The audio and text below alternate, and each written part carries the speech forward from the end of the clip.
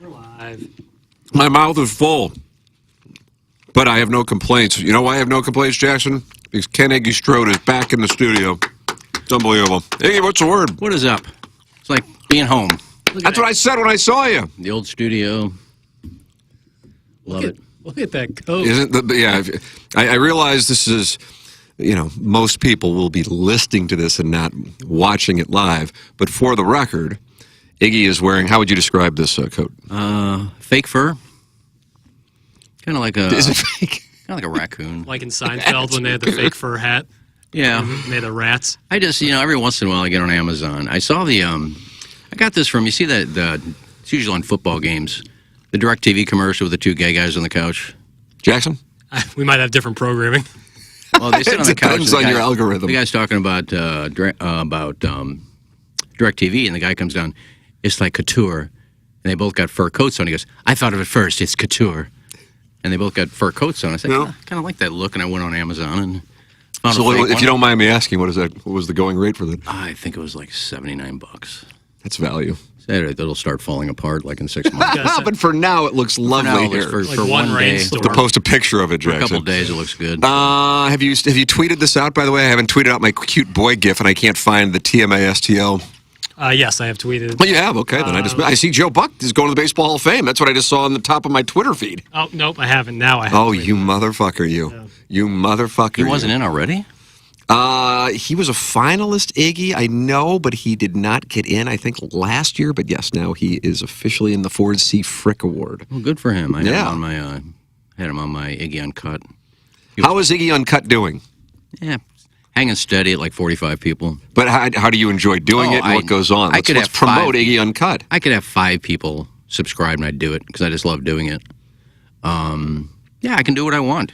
If I want to go on and bitch about somebody in radio, I do that. If I Do you off on people? Oh, yeah. I don't want this because I don't want to get involved in. No. I won't. I didn't. I won't talk about what I talk about. You'll have to subscribe to find out. That's all right. But then I can tell Hito stories I couldn't tell on the air. So they got more vivid. Got a little graphic. Then I do my interviews. I mean, I've had Joe on. I've had Bob Costas on. Then I get into music. Had Frankie Muriel from Dr. Chevegas on. Interviewed Learn. Interviewed you, man. Frankie Muriel. Yeah, from Dr. Chevegas. He's a legend, boy. Rip from today's headlines. He's a legend. Harry's Friday Nights. Hey, follow him on Facebook. Oral in the front seat. I got my phone. Jackson, I think my cute boy gif might be my all-timer today. Take a look. For the record here, Iggy, you can take a look at it on my But yeah, laptop. I started out with like 65 right off the bat. I guess people felt sorry for me. Got to give them some money. It's like $5 a month. And I'm staying right at 45, but I enjoy doing it. I had Christy Canyon on, obviously. Who's What is up with I find her to be still beautiful. Now I realize she has the signature. Well, but once she had that kid, they kind of went away. Oh, is that right?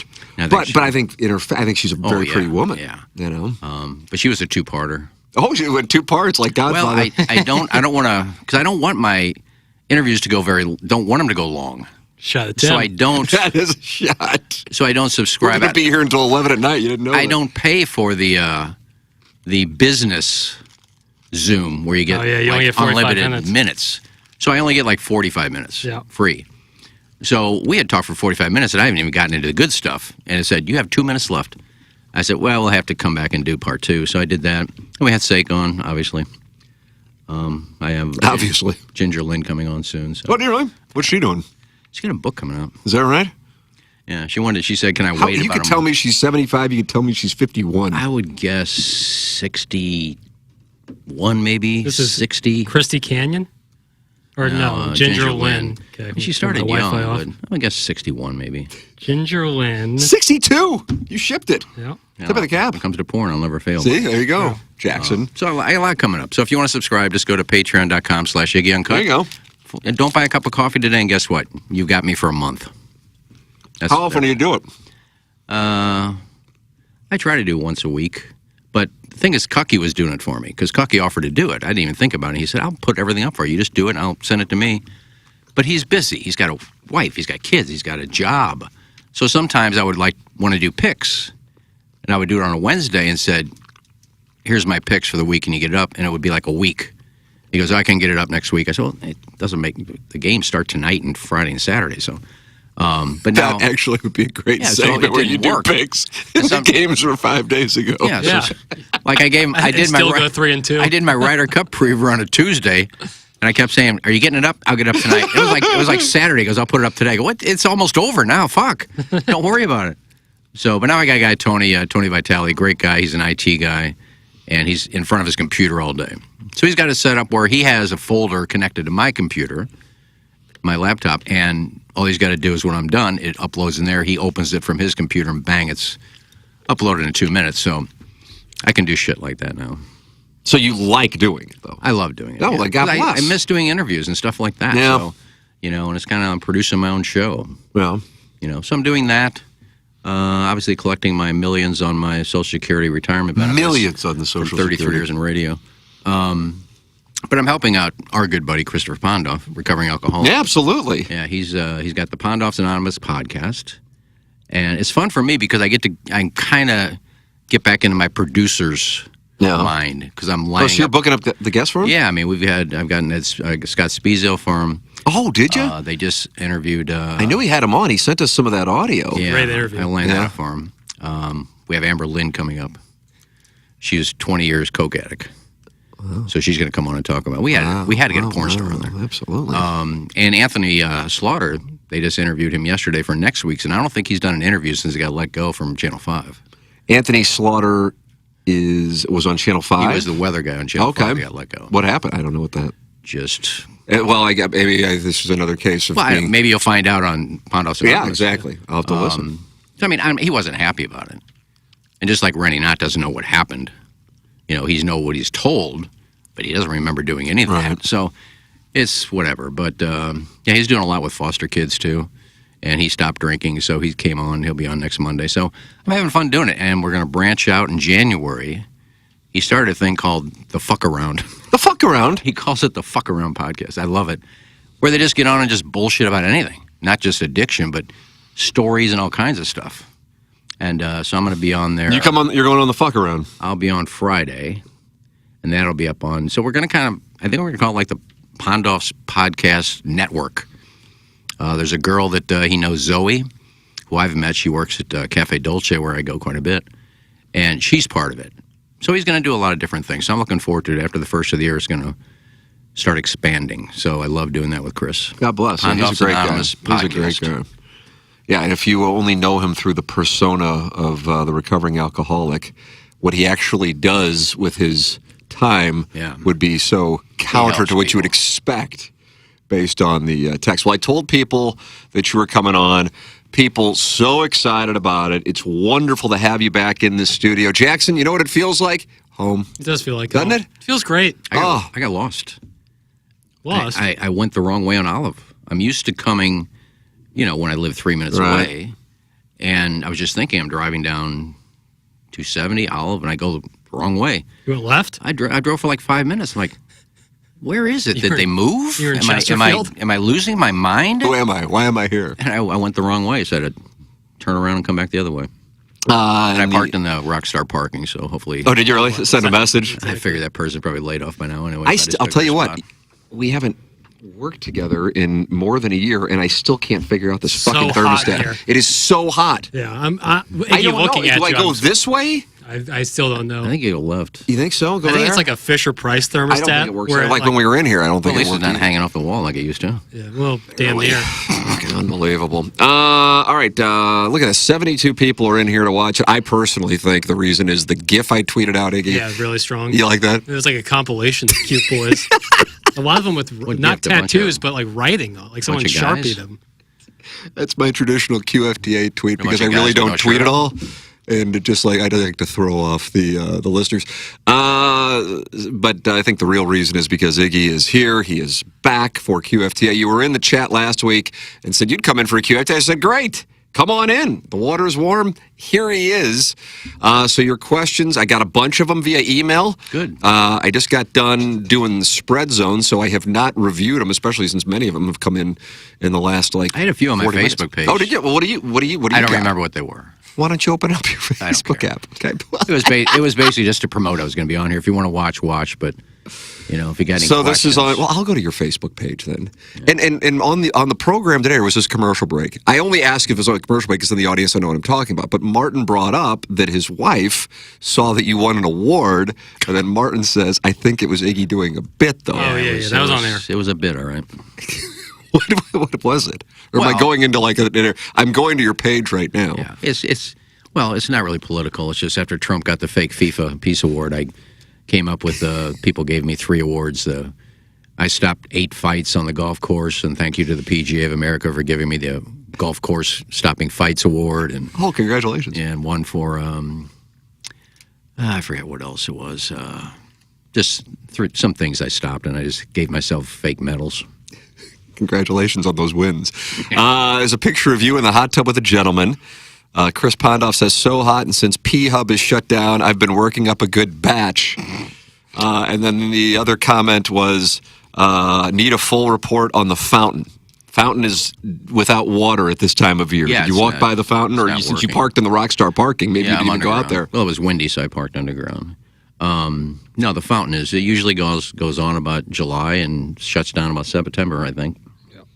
And then I posted about you coming on the TMA fan page. Yeah, I think that's where most of the questions were. Got it. All right, so I will go over to the TMA fan page and read some of those. But I got a bunch of emails, and since you are here, I want to make sure I ask these, although this one is about Brockmire, and I don't think it has anything to do with Iggy, so I will save it. It didn't have to all be me. If you got questions. Well, we got you here. Let's maximize our time. I don't need me going off on some 70-minute soliloquy. Hey, Tim and Jackson and Iggy, take 2 in order to shorten the message and get right to it.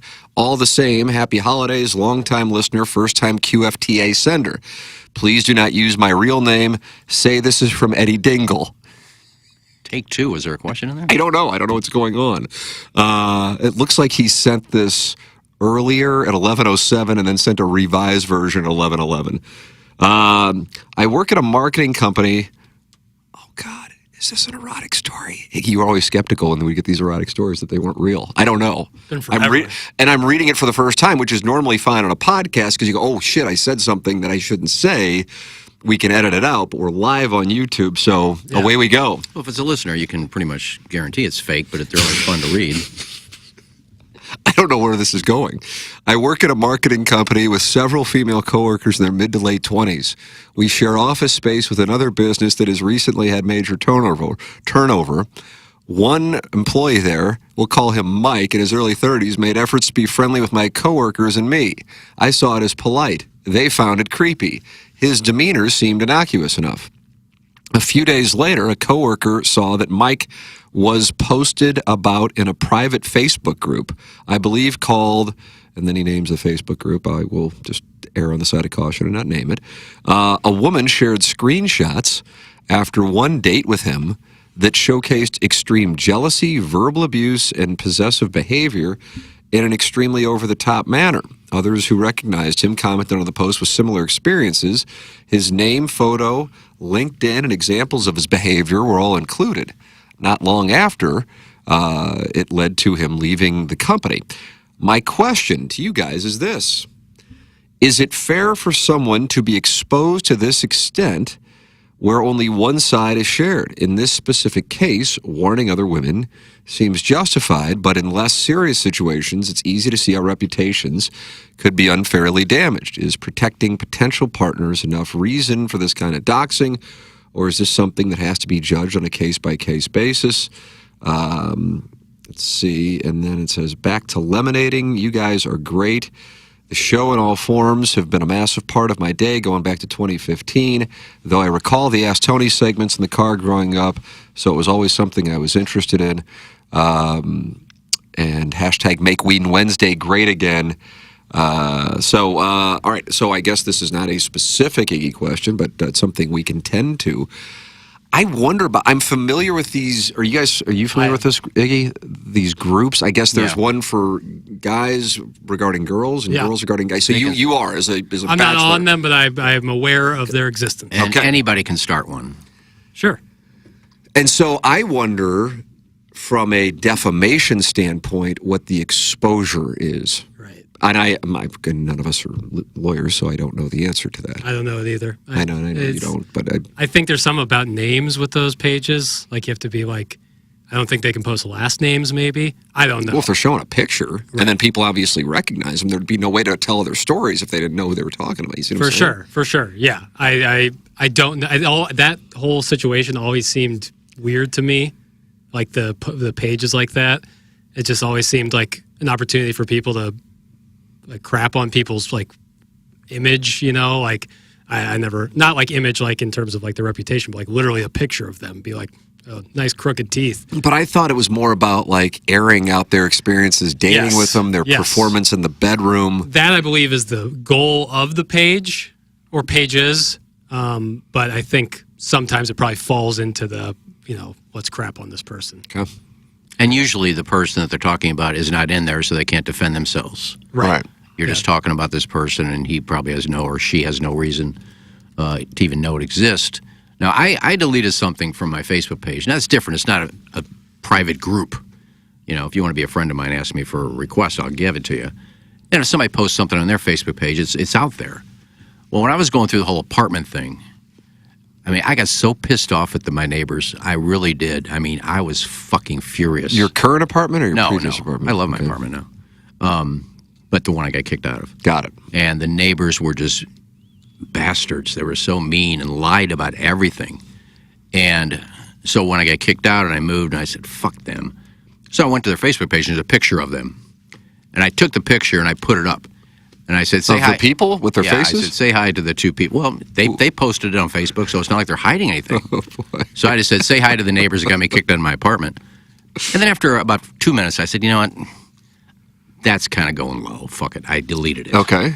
Because I thought better after I Were there did. ramifications? No. Okay. But that's where I caught myself. Yeah. I couldn't have gotten in trouble for it. But they posted on their Facebook page, so it's out there for everybody. One You know of how the many of my things that- pictures get taken from Facebook and put everywhere? That you hear, but now I feel like is certainly more common, is anybody can sue anybody for anything. Now, that doesn't mean that a judgment or a ruling, but there may not be, speaking of what this person, Eddie Dingle, wrote in, you haven't heard the other side of the story, but they didn't do anything. You just took it down because I didn't want to fuck with it. You see, it's over. I don't want to stress. I had 3 lawyers that listened to the station that would hear the stories. I say, Iggy, sue them. They can't just kick you out of an apartment and give you 10 days to get out. I said, you know what? I'm done with it. I could sue the couple who lied about me. I can catch them in lies because of what they said. I had somebody who worked down at the office who told me what he was coming in and telling the management every day, which was just flat out lies. He said I was stalking his girlfriend, just lying about everything. And I think he got pissed off because I came home one day from meeting Cucky. We were at Starbucks doing some video for the Patreon, just telling some stories on video and having coffee. I was gone for like 2 hours. I came back and he's standing on his patio. Quit stalking my girlfriend. I said, what are you talking about? She just saw you walking up in front of the door. I said, dude, 2 things. 1, I've been at Starbucks for 2 hours. I'm not even here. 2, I'm a lazy fuck. I'm not walking up 2 flights of stairs to walk in front of a door. And 3, she's not that hot, so don't flatter yourself. And I think that pissed him off. But those are the lies he told to get me kicked out of there. Only ground level stalking. Yeah, so that's the kind of lies he told. So I could have sued him and caught him in the lies. I said, no, it's over. I'm out. I'm down on the hill. I love it. You're, of course, saving up all your legal capital for when you release your book, right? Yeah, for when the book What is the status of the book? You know what? I'll be honest with you. I'm almost done. Whoa! Really? Yeah. That's like the lead. We buried the lead. I've got nothing else to do during the day, really. So I just sit down and I just write. And I remember things, and I go in order, and then I have to change things around. But other than a few new chapters I want to add, so it was done for the most part. But there's 2 other chapters I want to write. And one will be a good one about Hubbard, about coming over here, and it was like the job of a lifetime, moving to a company that actually knew what they were doing, and the people I got to know over here. That'll be a good chapter. One other chapter I'm going to write is not going to be fun for certain people. For certain people right there at the end. I was about to ask a follow-up requesting that names not be named. We do know because I believe you released part of this, if memory serves. Is there a defense fund? Because there most likely will be litigation. Well, I'll let whoever decides they want to publish this, I mean, they'll have a lawyer look at it and see what could be sued and what can't be sued. Now, there'll be a few things that'll say they could sue for this, and I'll say that's fine. Well, anybody, but again, I go back to anybody, but will a lawsuit have merit that the difference actually has to be defended? The difference is when I say these things, there'll be people that can back it up. So it won't be my word against that person's word, and let the jury decide. It'll be my word and 5 other people that will back me on this. So it'll be you against 6 people, which you won't win. Yeah. So I'll be careful about that. But I'm gonna tell the truth. I can't wait to read it because I'm sure I know a lot of it, but I don't know all of it. I mean, shit, you were doing this before I was out of school, and there were times where we were not working together. It's not all bad. There'll be a couple chapters I'm going to go off on people. Yeah. But for most of us, it's going to be the fun times we had and behind-the-scenes stuff. And so this is strictly an airing of grievances and in a couple chapters. Yeah, I know that, but it isn't strictly. No. It's a story. If I was just airing grievances, it is the story is what the story is. Portrait of a man. Portrait of a man is the title. Portrait of a man. If I was just airing grievances, it would be longer than War and Peace. Brody Herman. I don't know if it's the real Brody Herman. I think it probably is. Says I will buy a copy. There you go. I'll just give you a copy, Brody. There you go. I like the. I'd like to be a fly on the wall of that publishing. When they meet with company counsel and the meeting there. We got this real fire starter of a property here that we're looking to acquire. It'd probably be out already if I'd had somebody write it for me. Well, I think you could have someone ghostwrite, take what you've written and just put it into a proper format, edit it. Well, probably somebody will because they'll read it and goes, "Who wrote this? A 5th grader?" Well, I remember the sample copy, or at least the chapter you brought in, was on some heavy font. It's aggressive font. I wanted to make sure I could see it. I could get through a page every half second. It was like a telestrator, it was like a teleprompter. Well, I figured I would probably read at some point, so I wanted to make sure it was big enough for me to see. Very fair. I come in peace. I'm not trying to be a pest, but the nose whistling is 100% bad. It's not. That's from Libby Jackie DiCaprio. But Doug and I could never hear it even when it was supposedly going on, so I wouldn't hear it now, and you're saying it's not going on. It's not even in front of the microphone. Yeah, you're fine. It's just really, whatever. I mean, welcome back, Iggy. Let's talk about the nose. My phone did go off twice. Did you hear that? Yeah, how about that? Thank you to our sponsors of the Tim McKernan Show podcast. That's James Carlton of the Carlton State Farm Insurance Agency, online at carltoninsurance.net or by calling 314-961-4800. Mark Hanna, Evergreen Wealth Strategies, evergreen-ws.com. 314-889-0503 is how you can call them. Can't say enough good things about Mark Hanna of Evergreen Wealth Strategies, and Seth Goldcamp of Design Air Heating and Cooling, longest running TMA sponsor, and he's been with this podcast since its inception 8 years ago. That's Seth Goldcamp, Design Air Heating and Cooling, online at designairservice.com. So, Iggy, you posted about, let's see, I will be sitting in with, it's a picture of Dillian. Where is this? AVN's, it looks like? AVN's, yeah. I was about to say, it looks like Las Vegas carpeting. That's my reasoning for getting there. Is that like Hard Rock before it became the Virgin? Yeah, it was Hard Rock. Boy, I went to that Virgin when Anna Marie and I went to Vegas a couple months ago. The Hard Rock, it's now Virgin. It used to be Hard Rock, and we picture it, being Entourage is how you remember it, Papers, and our younger listeners. I mean, there's not a soul there anymore. Really? It's gonna be torn down unless somebody comes in and guts it. But yeah, Hard Rock tore down the Mirage, and now there'll be a new Hard Rock. Oh yeah, kind of across from Venetian Palazzo, Wynn Encore. They're a little to the north, but yeah. But the Hard Rock is the Virgin, and it's just. I mean, I was alarmed because you're walking through there and you're going, this used to be the place. I mean, granted, a decade plus ago, but holy shit. When we go there for AVNs, the only place I went was a Circle Bar. Circle Bar used to be a pony. And that was, especially after the day gone. ended. Oh my God, it was nothing wall-to-wall porn stars. It's brutal. All right, let's see what questions you got in the thread you posted. I posted a thread too. I want to know what you have been doing with more free time. I think that's from Mr. Smith. Writing books. Writing books. That and helping off Pondoff. I love doing that. What does an average day look like? I don't set the alarm, so I could get up at 6, I could get up at 8, I could get up at 9, just whenever Rise. Depending on where I go to bed. I finally figured out how to work those blinds in the bedroom, Jackson. Yeah, for listener context, Iggy lives in an apartment that I used to live in. Yeah. And I And did. blinds were an issue. Well, there was no twirl thing to get him to come down. You know, I have where you the just same kinda issue in click the it. 101 studio. So I would, for like 6 months, I slept with the things open at 6 o'clock in the morning. The sun's coming in. And I'm sure my neighbors across the thing probably saw me naked 9 or 10 times. It's hot, man. But then a guy came to fix my lock. And I said, do you know anything about these blinds? I'm missing one of these things. They don't come down. He goes, no, you just pull it. I said, yeah, but how do you get it up? He goes, push it.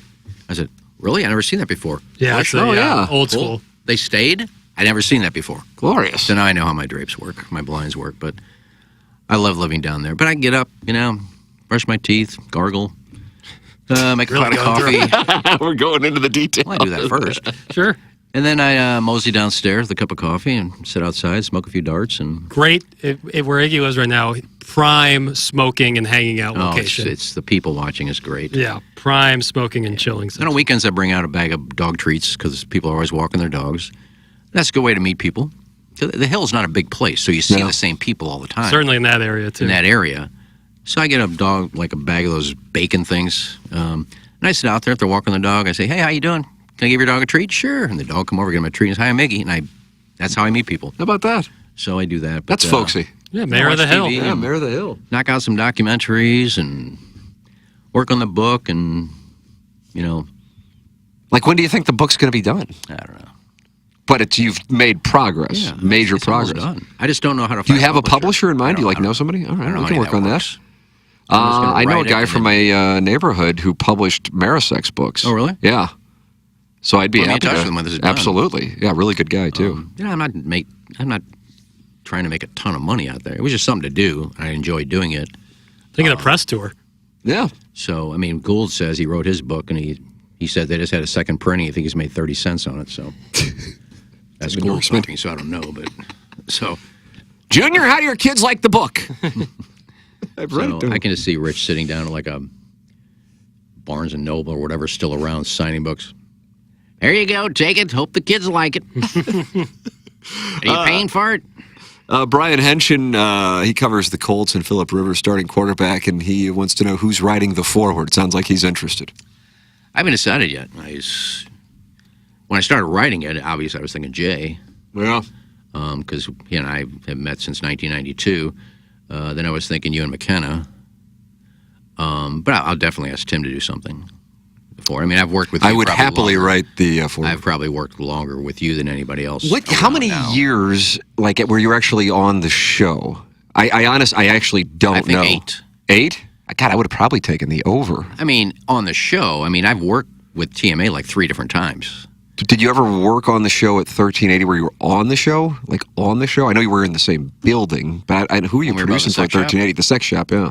I was helping out, and then I ran the board, actually. Okay, all right. the board op. So you worked with producer Joe. Yeah. And then I stayed afterwards, and I ran the board for Martin and I Bulldog? guess Maurice was doing Yeah. the show. That's when we started the celebrity call-in that he Celebrity now call-ins. calls Mystery Guest. And then another time, I was working on it when you guys had the press conference. When Marshall was taking 2013, over. yes, you were. So that was It was the you and second Roderick, I believe. And then Then you stayed there, and then we started CBS Sports 920. and I went to work with Stully, and then I did a show with Gaudier and Mulholland. And that's where I started on TMA. I filled in one day. You asked me to fill in for Sea Monster. Yeah. He was going to be gone for a week. You want to fill in for Sea Monster for a week, just produce the show. And I did that, and I kind of sat there and chimed in every once in a while. And I remember this. You probably don't remember this, but it was the same night that I think Ryan Kelly said, "I'll fight Timberfake" at that. We were doing TMA a we were remote. doing, yeah. Yeah, At the it was like Post. Hot Shots in O'Fallon or And I something was like there, that. and you announced this. And I kind of knew, but I didn't know. And you said, and I want to tell everybody right now that Ken Egistro will be a permanent part of TMA Oh, God bless. starting the first of the year, whatever. What year did he fight Timberfake? 17. Okay, you're right. So that would have been probably 2016. I thought you started in September of 16. I only remember this because it was my freshman year. At That college. is probably right because that is when we started at KFNS. Right. And I remember I was excited about the idea. The owner of KFNS, Randy Markell, what he wanted to do, I guess before we came over there, you would know, you were there. I don't know what the shows were that were on, but you were doing a show in middays, I guess? I was doing a show at Brennan Schaefer. In Rockio? Rockio, and I always forget the guy's Joe something, I think was his name. Always a great guy. I always forget his name. Yeah. He was like an engineer type guy. Okay. Bored up. But we did a show. And so when we came over there, I remember Randy saying, I'd really like to find a spot for Iggy. And I said, well, I would love to have him on TMA.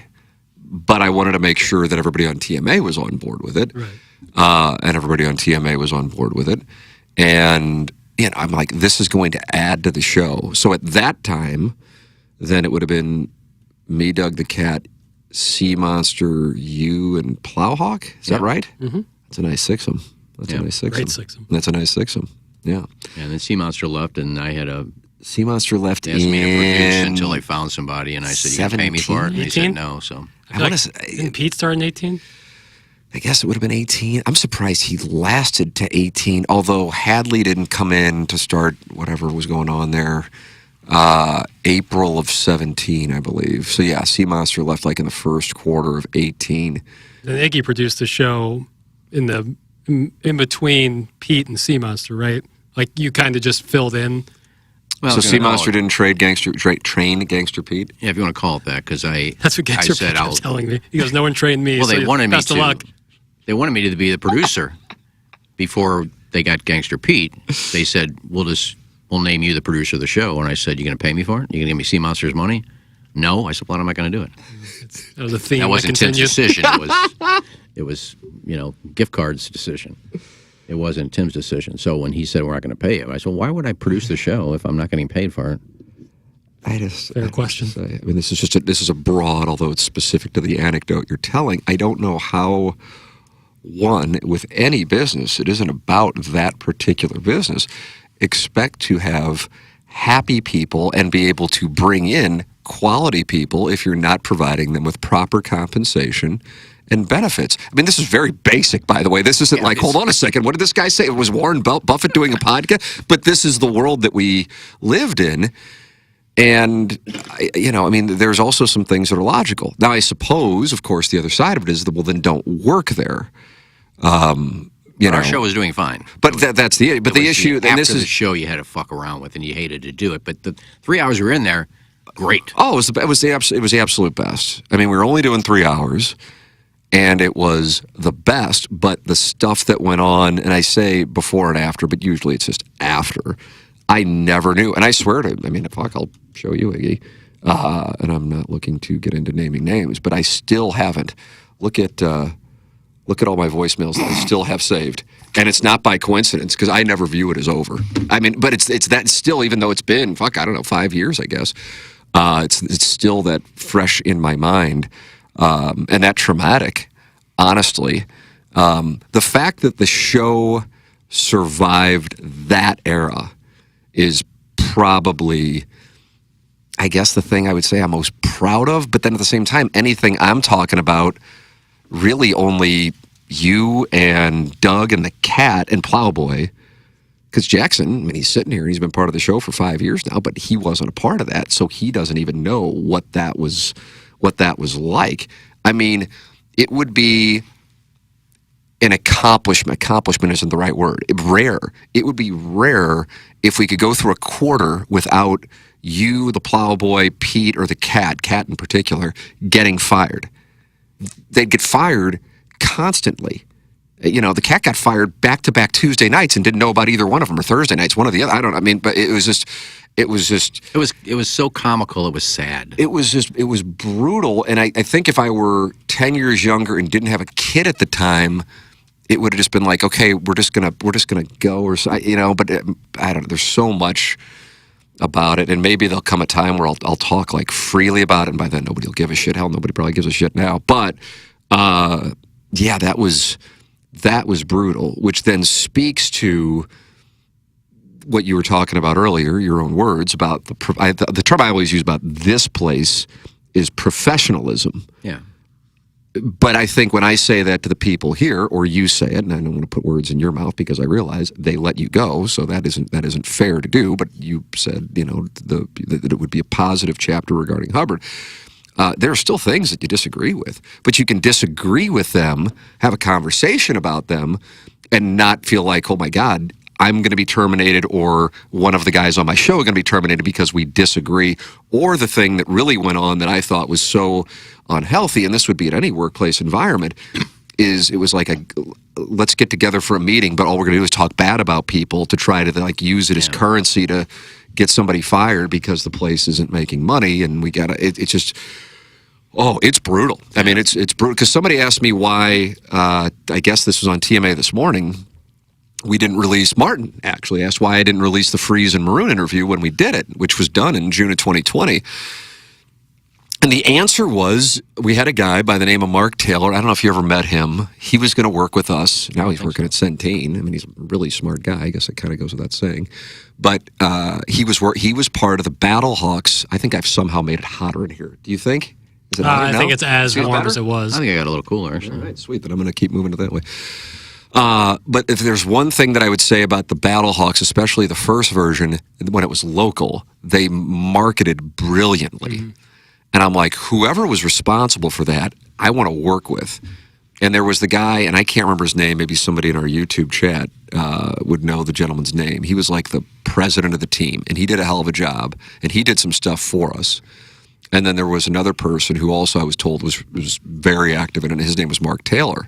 And I'm like, there are two things that we need to tend to, in my mind, when we buy KFNS, because we did buy it. We had an agreement to buy it. That was in May of 2020. Number one, sales. Number one, there's nothing even in second place. No question. That's your number one. That's it. It's boring. Nobody cares about it, but that's the only thing that matters, really, honestly, because if that's in line, then the rest is going to take care of itself. And number two, social media, which I still don't think we've done to the level that I think it could/should be done. And that was where Mark Taylor would come into play. And so Mark came in with me and Pat, and we're like, okay, when we close on the purchase of the station, which was going to be July of 2020, we will announce, because Maroon was going to be involved in some capacity, whether it be show or equity, it doesn't matter. It's not like we, quote, needed the money. It wasn't like it was a ridiculously expensive transaction. But Pat's involvement, I was talking with Jeremy Macklin. I can't remember who else I was talking. I remember talking to Macklin quite a bit, and Pat's advisors. But we were going to release this show, and that was the reason why, in addition to the interviews that we did with John Hamm and Lance Berkman, and that was going to be part of the whole thing. And that truly was, in one, I feel like if there is a moment, in my opinion, and Jackson can't speak to it because he was still in school, and you were there, but you weren't necessarily like in the trenches, so to speak, where it could have been the they lived happily ever after moment. I don't know if it's that, because I think even as successful as I think we would have been in 2020, I'm not sure that model at that point had a lot of runway left on it. I don't know. I mean, I guess when it's all said and done, it's kind of TMA, and then you can see if you're going to have plenty of shows that you try out that don't work. But if you have, your blue chip, you can then take some chances. So maybe I'm off on that. But the time that I always look back on was 2016, when I was under the impression, and contractually I was running KFNS, but it didn't wind up working out that way, and I didn't want to litigate it, so I just said, I'm just going to do the show, and let's get away from, because publicly people think I'm running it, and privately I have nothing to do with it, and respectfully disagree with some of the moves that are being made, and specifically, because on air is what I understand people get excited about, because those are the people you know. The way I would equate it to is a baseball team, and this is the analogy I made at the time.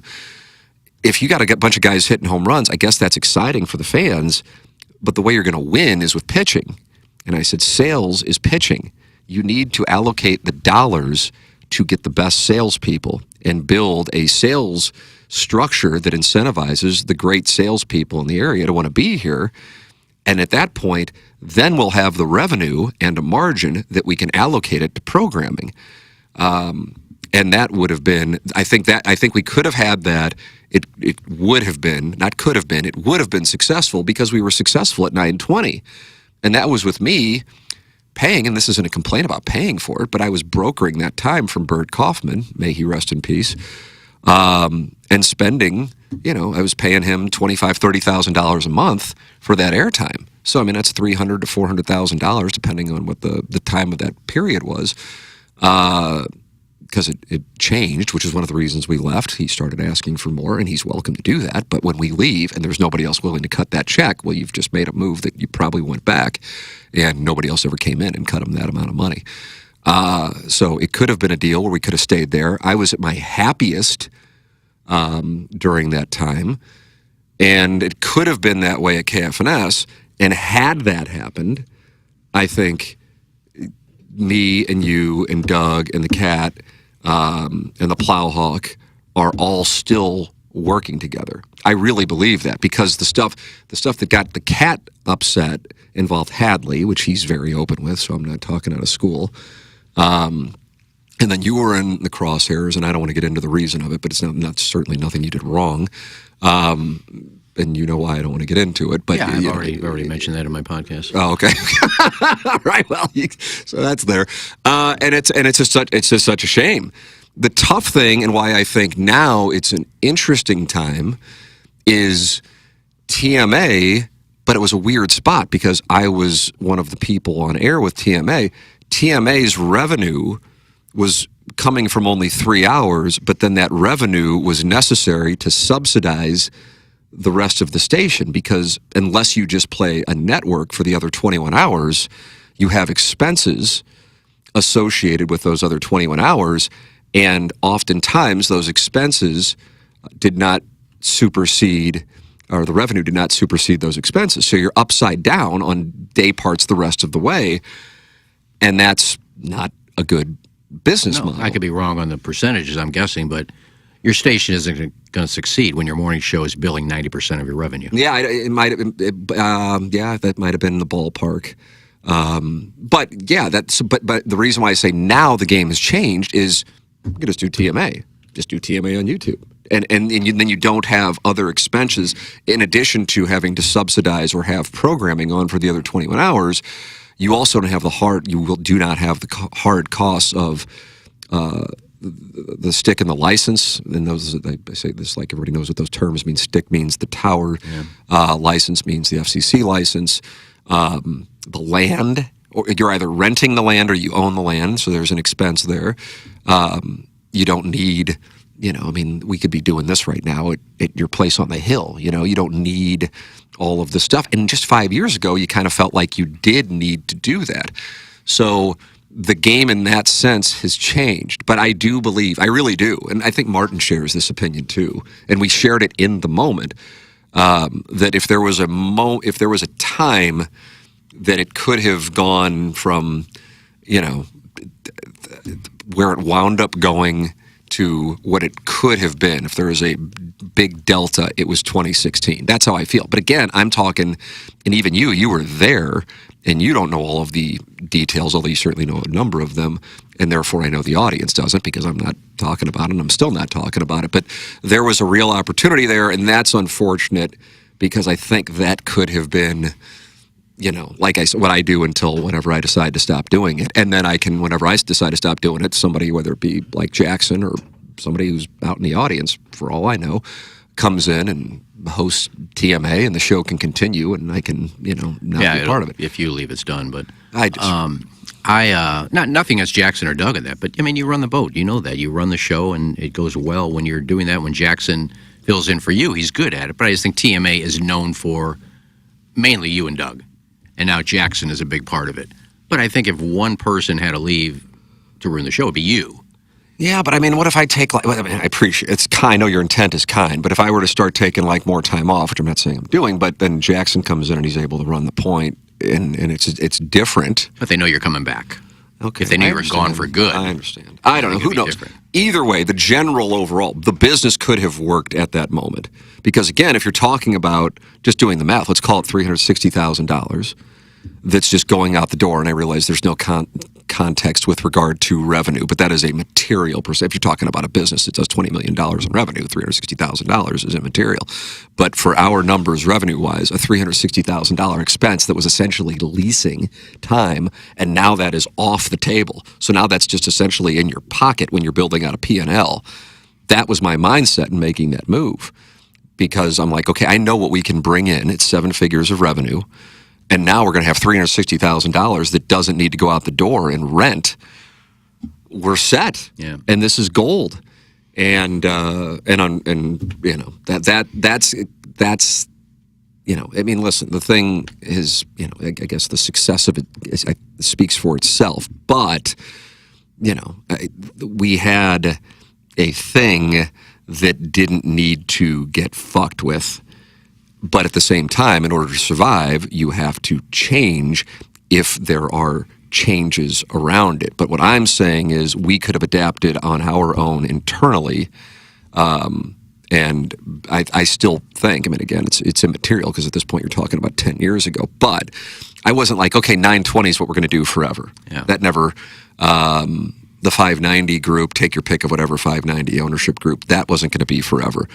But this particular one in 2016, I feel like you're right. I think that was the opportunity, and then unfortunately, when Hadley came in, the cat just that went back, I guess, back to Fox Sports Midwest, where they didn't like Jim. The cat didn't like Hadley going back there. A lot of people felt that way about Hadley, right out of the gate, and it just. But I don't know. I couldn't have my name attached to something for moves that I disagreed with publicly and inside of the office building. And on top of it, my wife was pregnant. She got pregnant in December. We thought we lost the baby who became Jameson in the first weekend, I think, of January. And I was sitting there thinking to myself, as she's bawling her eyes out on the steps in our house, thinking she lost the baby after we've been trying to have a baby for 6 years. Like, I know how much stress I'm under, and I bring it home, and it's just the two of us. And in my mind, I'm like, my stress, which is probably an understatement of a word, is caused this. And I'm like, I can't do it anymore. I'm 40 years old. I can't do this anymore. So take it back. The equity was worth nothing anyway. I didn't put $1 in for it. Take it back. I just want to host the show. But when I decided to officially step away, then that opened the door for John to come in, which you would never think, but that's what wound up happening. And then I think there was probably some irritation that I stepped away. And then that meant, well, we're not going to whack him, but we're going to pick on his guys. Yeah. And that's what led to you and the Plowboy. Gangster Pete got whacked. The cat got whacked more than anybody. And it was and that shit went on until we walked out of there at the end of 2021. Yeah. Now I don't want people to think that I was taking a shot at anybody else on TMA when I said, you know, you are the guy that steers it, because I've said on the air, Jackson's the best hire the show's ever made. Didn't take it as such, brother. No worries. Oh, but and I share that sentiment. Yeah. I was on the phone with Matt Poling, who gets brought up quite a bit. You know Poling? I assume you know Poling? Yeah, I was texting back and forth with him for really? For Gobble. There you go. I mean, he was raving about. We were bullshitting yesterday, as a matter of fact, papers. Yeah. And No, Jackson's great. Well, thanks, fellas. But I would say that probably the question I get asked most when I ask people whether what do you want to hear on Iggy Uncut, or I got a few guys that will actually, Iggy, can we give you $150 to go have drinks with us? Oh, that's a nice. So like you're a hua. I'm like, Yeah, that Jesus is kinda- Christ, I'm whoring out myself. Kind of selling ass. But they'll always ask. They'll ask me, is Timmy really as nice as you say he is? And I said, what do you mean? Well, there's got to be something about him you don't like. I said, well, you pay me to come here and say something bad about Tim, hoping I get something? I said, let me tell you something. I said, Tim has saved my job more than anybody. I said, and I think I can say this, that, you know, like you were talking about Hubbard, at least here you can have disagreements, but you have a, you know, you're congenial about it, and you can have discussions about it. Professional human beings. You know, when cuts were coming and my name was brought up, Tim tried to say, we got to keep Iggy. You tried to do that up until the day I was let go. You're saying 6 months worth. yeah, until Tommy finally said, "Dude, I know you love him. We all love him, but nothing we can do." So that's why Tim is like that. People don't know all the behind the scenes shit that goes on with Tim saving job, paying this, doing this, trying to, So when people say, "Is Tim really like that?" You talk about him on the air like you're a lemming. No, I talk about him on the air because I appreciate him and I respect the hell out of him, and he's been in my corner for 8, 10, 12 years. I appreciate you saying and that. I do think, and another thing that people say, why didn't you just take it, when they got rid of you? I said, well, first of all, they got rid of me. It's no big deal. I'm sure I'll be missed on the show, but I'm not the reason that show is going to be successful or it's going to fail. You get rid of me, you put somebody else in there, I'll be forgotten in 2 weeks. It's no big deal. That is absolutely not true, and this is proof of that today. I would agree. They say, are you upset that Tim didn't just say, fuck it, I'm taking it out of the house? I said, no. And if I was him, I wouldn't either. If I had 2 kids and I got to make a living, I wouldn't take that chance. I think it would have been successful, and I think you think it would have been successful. But you don't take that chance when you got a family. I said, so I wouldn't have done it if I was Tim. So I have no fucking fault of that at all why you did that. Well, I appreciate you saying that. You don't know, although I guess you can take my word for it and Jackson's word for it. It is something that, because the first time the conversation came up about 101 goes back, but when it wasn't serious, it was like, what do you think about TMA on 101? Would have been August of 23, I guess. I get my year. But the point being well before. So you were let go in October of 25. My point being 14 months. Yeah. But at the time, it wasn't like, and if we do this, Iggy will be out. Plowboy will be out. And in my mind, and Plowboy, another story that I don't think we've told, but maybe this kind of speaks to the dynamic of, in particular, the group that was in this room, and I talk like people know where we are. We're in the old TMA studios, the HD2 studios. So I'm talking about Jackson, Iggy, Doug, Plowboy, myself. I remember it just because it was easy to remember. It was on the Sunday morning of the Masters in 24, and the Plowboy texted me at 8:45, which is certainly not his brand by any means, asking if we can talk. And I said, sure, man, whatever. And he's like, hey, I want to do this because I know you're going to want to watch the Masters. You're not going to talk. He goes, dude, I got an offer to go back to where he had been before we brought him back here. But one of the reasons why he wanted to do it, I would imagine it's more money. I don't know that, but logic would tell one that, is because he was worried that either he would get cut eventually or you were going to get cut. And he thought that in addition to a better spot for himself, it would increase the chances of you being able to stay if he left. Yeah, now, right. he didn't just go and do something for less money. I want to make that clear. That would turn him into something that he's not. But it's still the fact that was something that he brought up, just me and him on a conversation, that speaks to the view of this thing as a cohesive unit.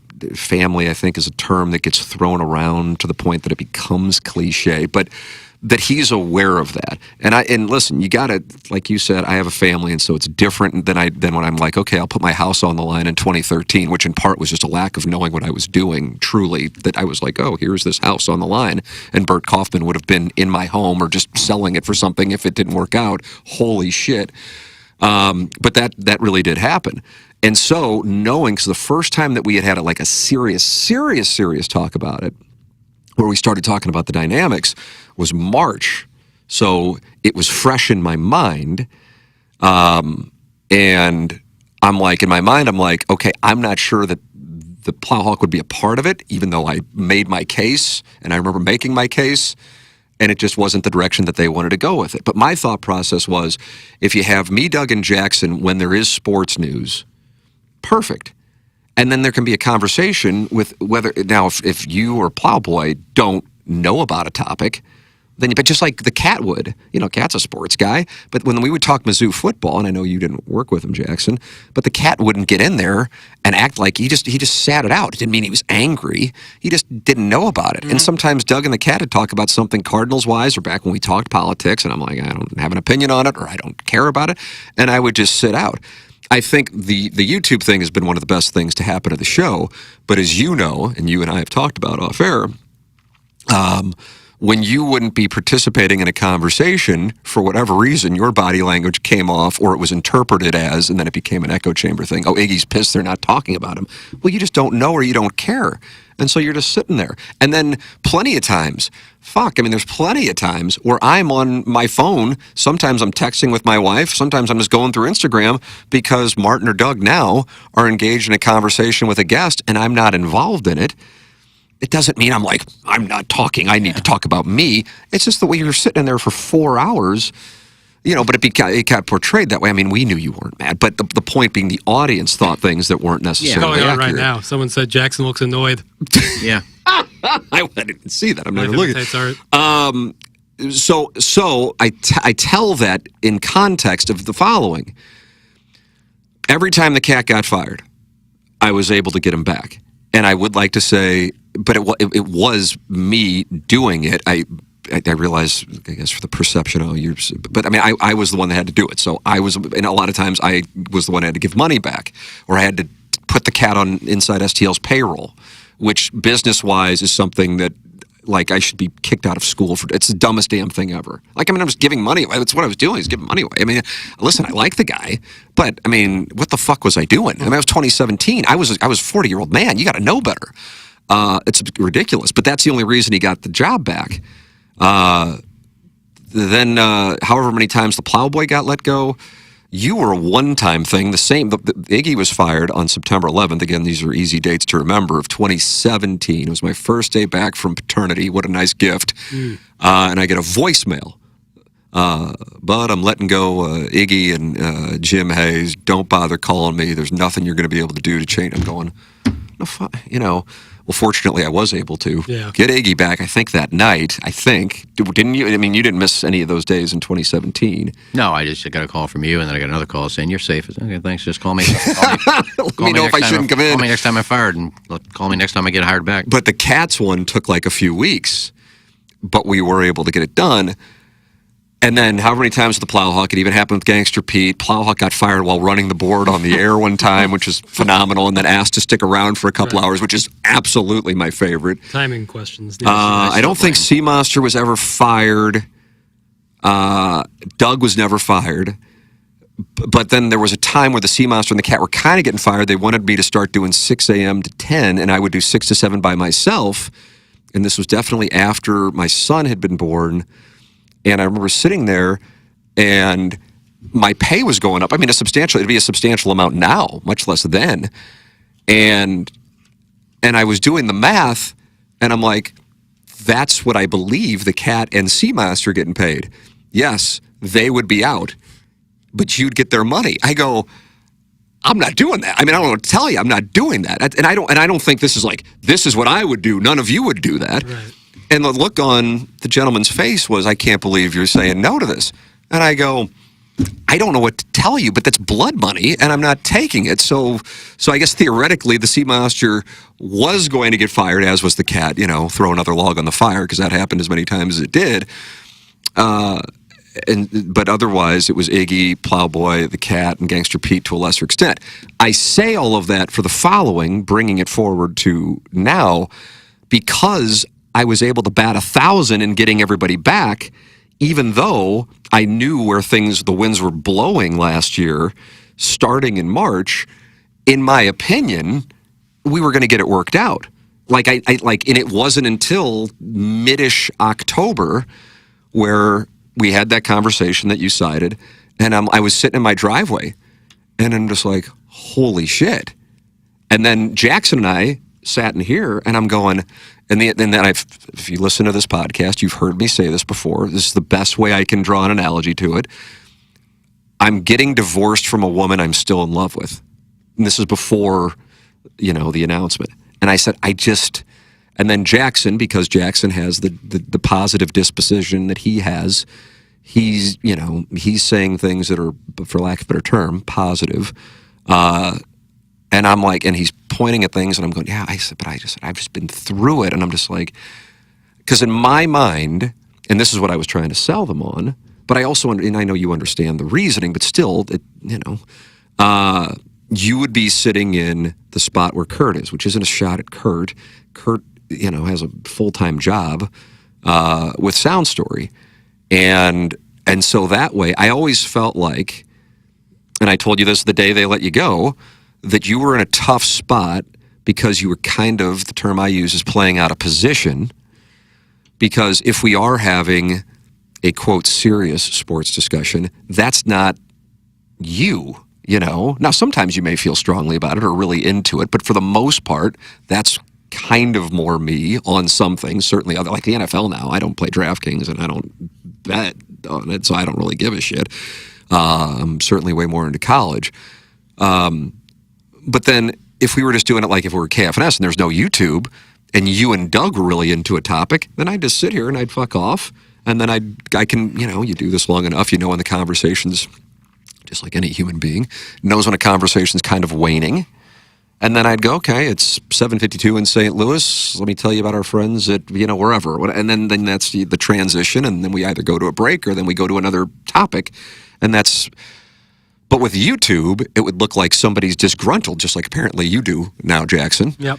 And so I think that created some things that actually weren't true. But at the same time, I'm not angry that people see things. And then if they read things, wherever it might be on social media, these things become truths. Confirmation bias.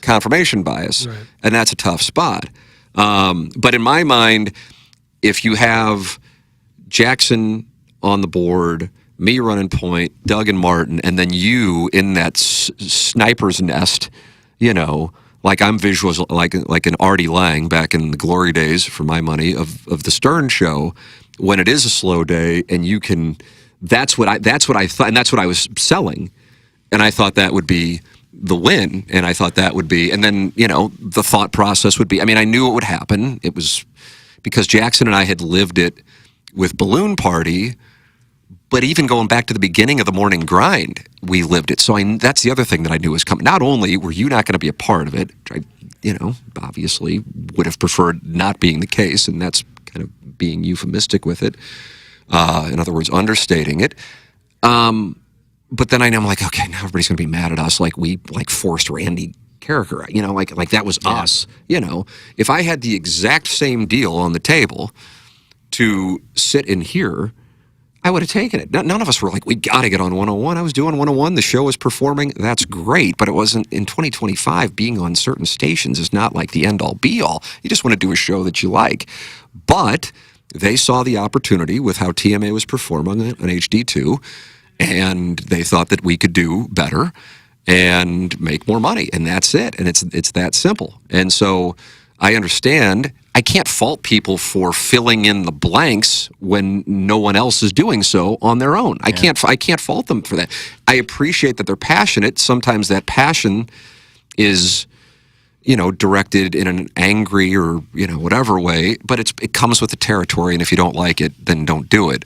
But the show, when you're a part of the show, in my mind, the show is better. But that's not a shot at anyone else. It's an observation that there is not a more unique personality than yours, and part of that comes with the I don't really give a fuck approach that you have, and that makes the show better, and that's it. That's it. Well, I've mentioned this on my Iggy Uncut on one of my podcasts because I get the question a lot, and I say I'm truthful when I say I have no ill will whatsoever against Tommy, against John, against anybody at Hubbard, because they treated me like royalty here. I mean, nobody's treated me better when I was here, and they did what they had to do.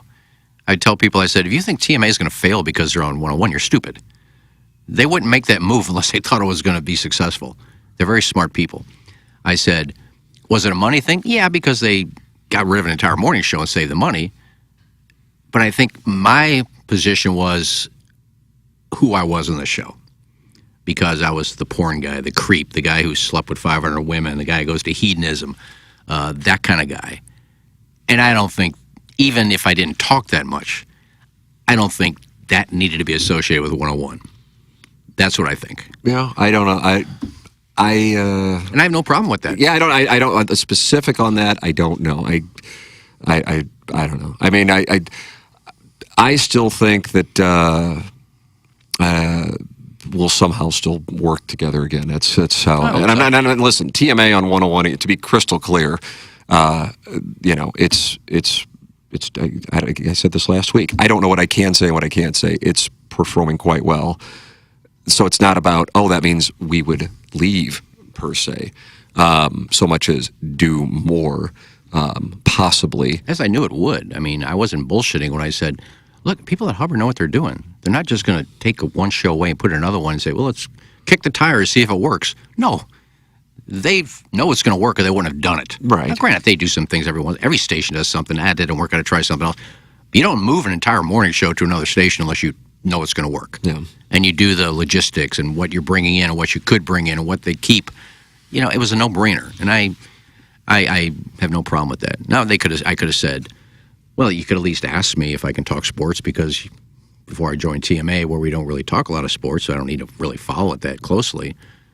But I was in sports radio and co-hosted and produced sports radio for 25 years. I could do it if I had to. Mm.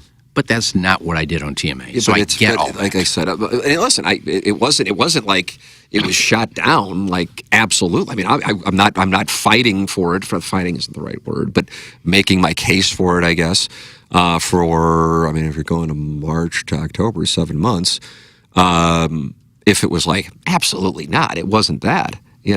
Obviously, because even if I was told, if I would have been told what I was told in mid-October back in March, well, then it's, then I'm not going to bat for 7 months overall. It would make me insane, So, and then on top of it, I know, now I realize nobody else knows this in the listening audience, but I know I really did think it was going to happen. Now, maybe the reason I thought it was really going to happen is because I had to do it however many other times, I guess probably between 10 and 15 in the KFNS years, so between 2016 and 2021, and every time we were able to get it done.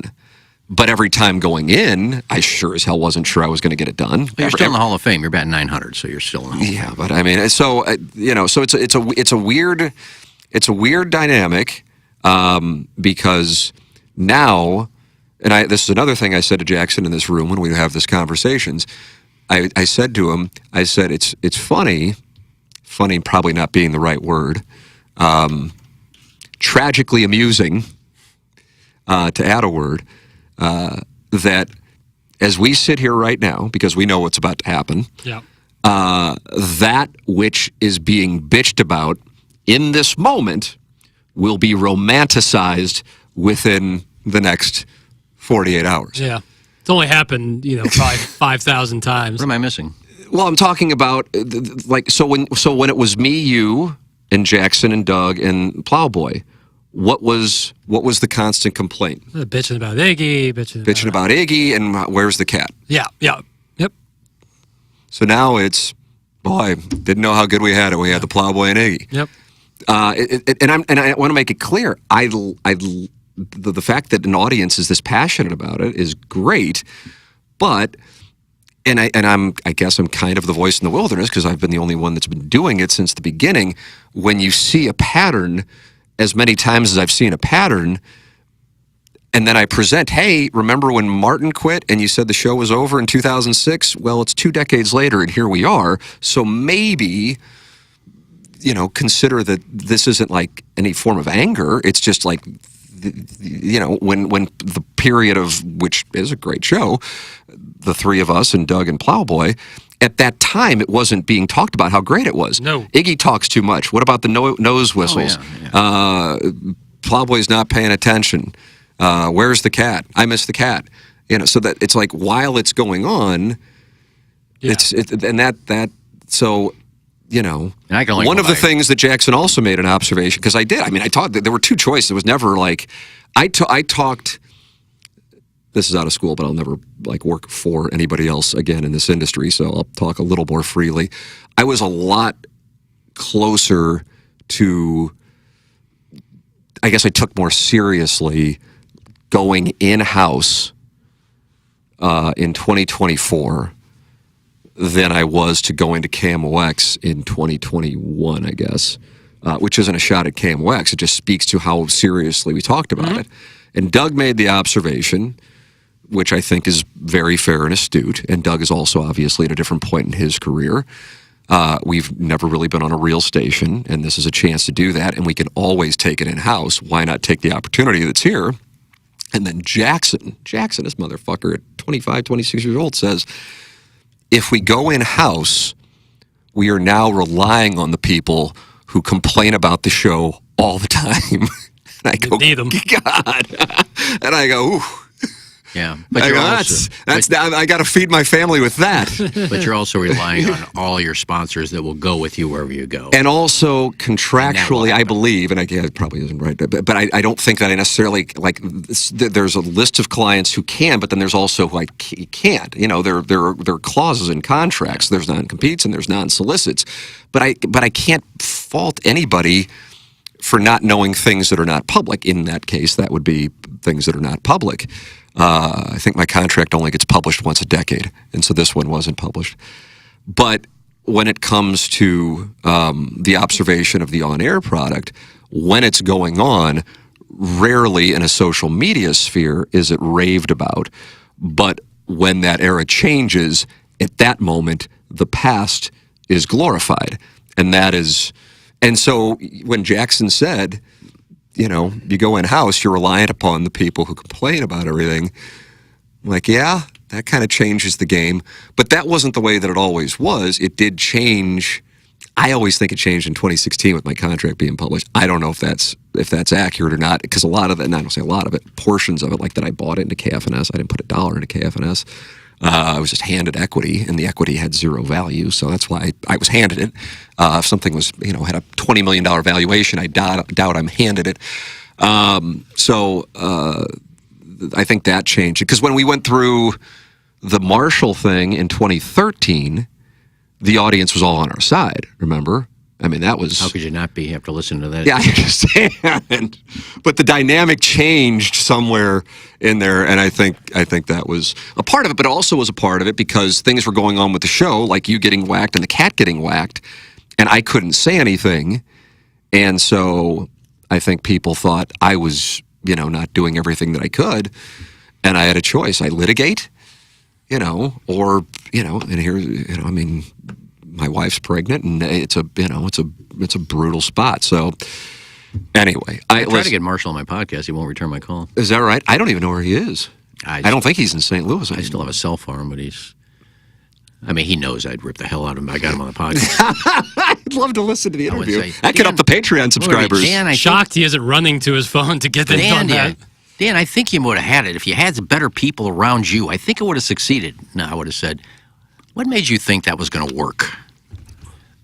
He doesn't return the calls, though. So, yeah, I'm trying to think of what could I put on to get people to. All of a sudden, I got 90 new subscribers. What do they want to hear? And Pop that top I off. can't think of anything. Yeah, unless I say I'll show my dick one day. Get on there if you want. That would drive viewership. Nipper Schoolman, I'm reading the YouTube chat. I'm kind of losing track on the glorifying the past thing. Was this more than half the audience complaining about the show? No, I would say, but I don't know because we have no idea at that time how many people were listening. But I think what happens, like my analogy oftentimes is Power Mizzou. Now, how many Missouri fans that are at Faurot Field or watching Missouri games are Power Mizzou subscribers? In the 1 to 2%. Okay, I agree with you on that. However, if you read Power Mizzou all day, like I do, right, that becomes reality. Yeah. And so I think it's probably comparable to this. So Nipper School Monitor, I would say, that is how I would describe it. Because, like I said, I mean, we were told, okay, the show's over now that Martin left in 2006.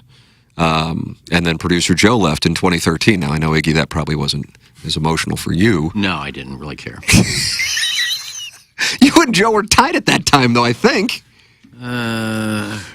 No, I mean, he would take shots like when he... But when you called the boxing match, which was definitely after 2013, I think anyway, maybe it wasn't actually, because why would Joe have been fighting if he wasn't on the show? I don't know. I don't know when that was. 12 or 13? I'll take that back.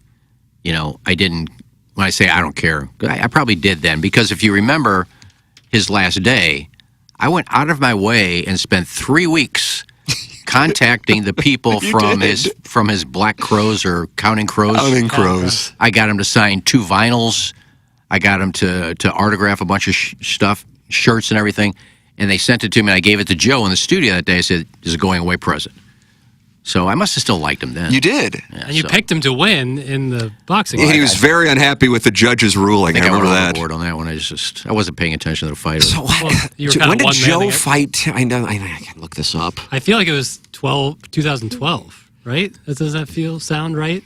Ryan Kelly fought Timberfake in 2017. January, February of 17. It was Producer Joan Timberfake was 2012.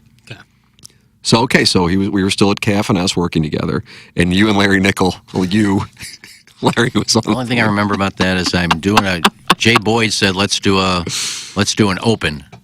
So they have the camera on me, and I guess we're live wherever we were on YouTube then, or whatever we were doing it then. I don't even know. Probably we were on the radio. It was actually live on the radio, Yeah. and I had people saying, "I've never been more ashamed," the cat included, that I'm gathered around the radio like it's World War II, listening to Iggy and Larry Nickel broadcast a boxing match from a strip club. But I guess Jay Boyd got permission to do some video in case he got a boob. the video came out later. In case he got a boob or something. Yes. And he goes, "All right, Iggy, you just start it. Give a recap. Throw it to Larry." Okay. And here we are out of PTs, and maybe the boxing match of the century is about to take place.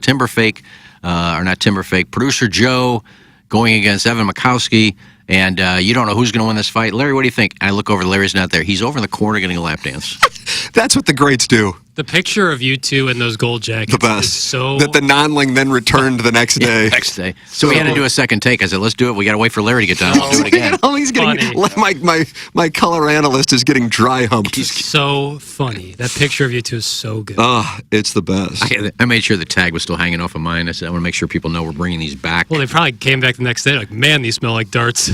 You just can't do those things anymore. I do want to make, because you brought him up a little bit, but I want to make sure we talk about him, because now it's been 3 years since Jennings passed away. Yeah. And I'll tell you, I mean, it's just, I probably could say it more delicately, I don't know. But you know this, they were here at Hubbard really planning on bringing him in to join the show. So the show was going to be, because it was performing so well, the three of us, Doug, Plowboy, and Jennings. So good. Oh, So good. see, I'll romanticize the past on that one. Yeah, that would. I'll romanticize the past I on think that Jay one. and Doug are probably the only 2 people on the show that never got anything bad said about him. Doug will catch some Like, shit. I don't see the text inbox, but Doug catches shit. Jennings did, although I guess Big Dallas Daddy got him going one time. Was that on the NIT thing? I don't remember what it was. Very a la carte things. a la carte. Yeah. I just always remember, thank God Jay's in. God, I love Jay. God, instant office. But anyway, it was if I knew that Jay was in, I was more excited about. Not that I would go into the show. I just never did. I truly never did. Come in like when we were here. There were definitely days, but that had to do with the off-air stuff. If I knew coming in here that Jay was in, it was like, and if I knew we had a TMA live and Jay was going to be there. Oh yeah. I told somebody this the other day. I don't think, when we first started together in '92 at KSP, we weren't great friends because he actually wrote late next to my name on the first day I was there. I said, who the fuck is this guy? Oh, that's Jay Randolph Sr.'s son. I said, I don't give a shit. Who's he writing? I'm an intern. Who cares if I'm late? And we got to be friends after that, and then I started doing the golf show with him. But I think from the day we started doing the golf show together to the day he died, I don't think there was one day that went by that we didn't talk to each other. Really? Either a text or a phone or be out playing golf or whatever. I don't think there's a day went by that I didn't talk to him at least once. Yeah. That's how I much enjoy talking to the guy. Even if it's for nothing, I'd call him and say, "What's up out at Sullivan?" These scrubs out here. It was always fun to talk to him. And I miss him. When I know this is morbid, but we're just bullshitting here. When did you find out he was ill? On the air. When he called into the show. That's why I didn't say anything, and I kind of walked out because I didn't. God, I see that clip, and I don't know why. Because I don't know why I would see it. I don't know if it's getting posted somewhere. Maybe when it was the third anniversary of his passing a month ago, and when he called in, and I was about to lose it, and I know I was about to lose it, and so I go like this, and I know of course what's going on with me. But if you're watching it, you're just thinking I just rolled away, and now I had known what was going on. and he was concerned about you. Truly, this is what happened. It's probably in my phone. I mean, the way he texted me, Iggy, about his situation. Concerned how I would take it? Whether we talked on the phone, I mean, but I mean, the way that he texted me about his situation. I mean, I'm just on the air doing Balloon Party, and I mean, it's 10:17 Balloon Party, witching hour, out of nowhere. I mean, the last text before that was September 27th, my birthday, then October 21st. So yesterday I got diagnosed with liver cancer. I mean, we didn't ease into it right out of the gate, but that's Jay. Do not know to what extent yet. Meeting with oncologist on the 27th to create a treatment plan. I did not want you to hear from someone else. Hopeful I got this. Only telling a few people right now, so keep it on the DL, brother. And then I'll probably tell Angry soon. But he was concerned. I know that it could really, not that it didn't hit me hard, but that it could. I mean, there was just a relationship there. Well, he knew that when he was saying that on the air, and I guess he took I wasn't talking, and he just said, "And Tim, that guy sitting to your left knows I love him." Yeah, because I wasn't saying anything. I didn't know how to respond to it. So it was a shock to me. And I texted him after the show and said, "If you need anything, I'm here. I love you, brother. You know that because I know you do." So that was just Jay. Jay was always caring about other people, but that is Jay. Just come out. So I got liver cancer. Yeah, that's. I mean, and he got bad. I mean, listen, it happened. I don't think none of it's done with malice, but he was told, I can't remember what it was, 6 to 12 months, I believe. But it's probably in all of our texts. I think 6 to 8 months, and then it turned out to be 6 to 8 weeks. Right, but he wasn't. But he was looking for. He wasn't getting the greatest care, I guess, from the doctors, and so we were able to get him in to see somebody, and then that doctor gave him, but I mean, he was gone, less than a month or a month-ish from that text, much less the call that I think came in November, and he passed away in November. Yeah. And the audience, like you, just blindsided. But I think when he was on, if memory serves, he misspoke about the amount of time, even though he obviously knew the amount of time. And so then when he passed, people were like, "Oh, the doctors must have really," and that, unfortunately, it was that advanced. But when he was on this show, and I've said this before, which is a compliment to Jay. It's not a shot at anybody else, but I sometimes say this, and I recognize people in the audience don't necessarily know this.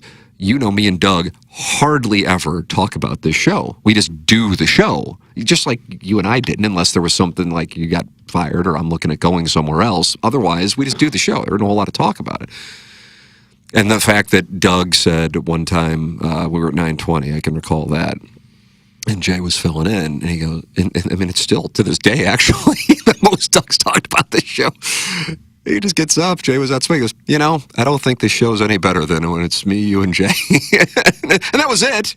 It was kind of like, I feel like there's movie characters like that. Yeah. It's like the grandma that I cite in Parenthood. She never talks, and then she goes, "Some people like the merry-go-round. I prefer the roller coaster." And it's like, because they never say anything, when they decide to speak, it carries a lot of weight. And so I feel like you talk about that group, and I remember sitting down at Il Balago with Tommy, sitting at the bar, having lunch back in like May of 22. So we're now 5 months in here, and the thing had overperformed what their expectations were. It's like, what do you want to do? I mean, let's do more with this. And I go, I think if we could add Jay, I think it takes it to a whole nother realm. And so you think about that, and what that could have done, and it speaks to how he, on a show that obviously, has had, whether it be favorite personalities or favorite eras, that truly was one, speaking to what you were saying, Iggy, where even though certainly he would catch some hell, but overall, people just loved when he was with all of us. Yeah. And he was, I hosted so many shows with him, and You get to the studio. I mean, let's see. The Cardinals would play. If the Rams are playing, the Blues, when all the sports are going on at once. He'd walk in. He goes, "What the fuck are we going to talk about today?" I mean, go through the paper. I mean, there's like 9 fucking things we can talk about. Jay says, "Let's just have fun." I think if I were to theorize, because I agree with you, I worked with him. My first show at KFNS was with him and Rich Gould, which now to TMA listeners would be like, "Oh my God, that had to be great." Great show. Yeah, it's a shame they didn't tape stuff back then and keep it. Oh my God, yeah. But as you know, as you make it, Jay didn't necessarily enjoy doing it, and Rich decided he wasn't going to show up multiple days, and he didn't enjoy doing it, and so that was my baptism into St. Louis radio, but. I think Jennings loved doing this show because he never was really full-time on it, and so he felt like he could come in and be part of the show that he listened to, and then it also made him the best version of himself because he loved the audience as well, because he felt like he was a part of the audience, and the audience loved him, so you got peak Jay every time he was on, and that just made the rest of us laugh our asses off. Oh, he was like chairman of the board wherever he went. Yes, yeah. And that's why we honor him at Gobble Bowl every year with his picture and a bottle of Budweiser right next to the bar. Cause that's still in here. That's where we just, we put a bottle of beer next to him and a picture of Jay, and right at the end of the bar where he'd cozy up and hold court. And, even like when we had Dillian Harper in my patio, it was basically Jay's patio. Yeah. It was like Jay was holding court with everybody with Dillian there, and I loved it. Coincidentally, wonderful transition, accidentally. The next question was, I need an update on Dillian. How is Dillian doing? I haven't talked to her for about 8 months. She'll usually call me when she gets drunk. That really happens. Yeah. Iggy, I just wanted to call you. I said, okay, here we go again. And when you get off of here, you're going to go do an Instagram Live and show your bush, and then you're going to get kicked off Instagram. Oh, that's what happens? Then she starts singing a song. She'll put some music on and start singing and dancing with a dress on. She'll do a twirl, and there's her bush. And and they kick her off? Does she get her account back? Remember, Lana lost her account. She never gets kicked off. I guess nobody complains. And it's not like she's showing it. She's drunk, and she's spinning around, and there goes her dress over her head. And, but now I'll text her, and I'll say, look, people really want you on my podcast. I mean, we've known each other for how long now? I'd love to listen to that. I know you only call me like once in a blue moon when you're drinking. Can you just call me and let's do the podcast? And I never hear from her. I'd love to hear that. She was, in my limited interaction, you obviously interact with her way more than, but I remember walking from, I guess, our cars at your apartment to your patio, and she was just like, at that time anyway, I guess maybe she's fallen on some hard times. I have no idea. What was that, like a decade ago, you think? Or was it more recent than that? Oh, it wasn't that long ago. It wasn't while we were here, I don't think. You guys were at KFNS. We were at KFNS. So was this, okay, so then that had to be before 2020. 5 years maybe? Okay. Well, Jackson's been on the show now 5 years. But she was just like a normal, like, cool person. Mm-hmm. Now, she was never one of my favorites, but as far as just like a person to hang out with, she had her and then that guy who had the good weed, or was it the bad weed? Leo. Yeah. She had to get rid of Leo. Oh, did you? Yeah. She, you can tend to that on the Patreon. Yeah, I because I don't know. That's her telling me what happened. Leo. I don't know. Yeah. Talk about Bush. Leo told me when I was trying to get her to St. Louis, tie it into TMA. This is the first time I met her at the first AVN where she was there and Biff were there, and found out Leo was her guy. I talked to Leo. I said, look, I'd love to get her into TMA, and she can do a weekend at like Penthouse or Hustler, whatever she wants to do. And make a weekend of her making money, but then she can come in a day early for my birthday, come on the show and have fun. So we worked it out, and I was talking to Dillian about it, and I said, Leo seems like a great guy. Yeah, he's about the only agent I had that doesn't want to get in my pants. No, tip of the cap to Leo. Yeah, good for Leo. Yeah. So we worked it out. Don't mix business and pleasure. Hey, man. No, so she's very down to earth. So I don't... yeah, I really liked her. I mean, not my... Does she still perform? She's doing her website and OnlyFans like everybody else. Yeah. Nobody's, now Riley Reid is starting to post a lot on social media, showing her butt and stuff. So, like, why is that a big deal? She's obviously shown that for a number of years. I don't know. I think she's trying to get out of the whole porn thing. No, why is she showing her butt?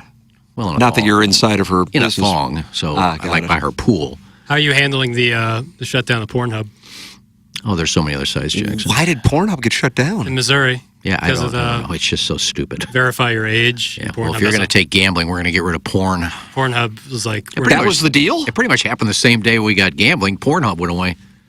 Yeah, they had been like talking. I've been reading stories about that. That is the verifying the age thing, where they wanted you to take a picture of your ID, and Pornhub's like, we're not doing that. I tell you, you go on Reddit and type in something, you can find anything you want as far as porn.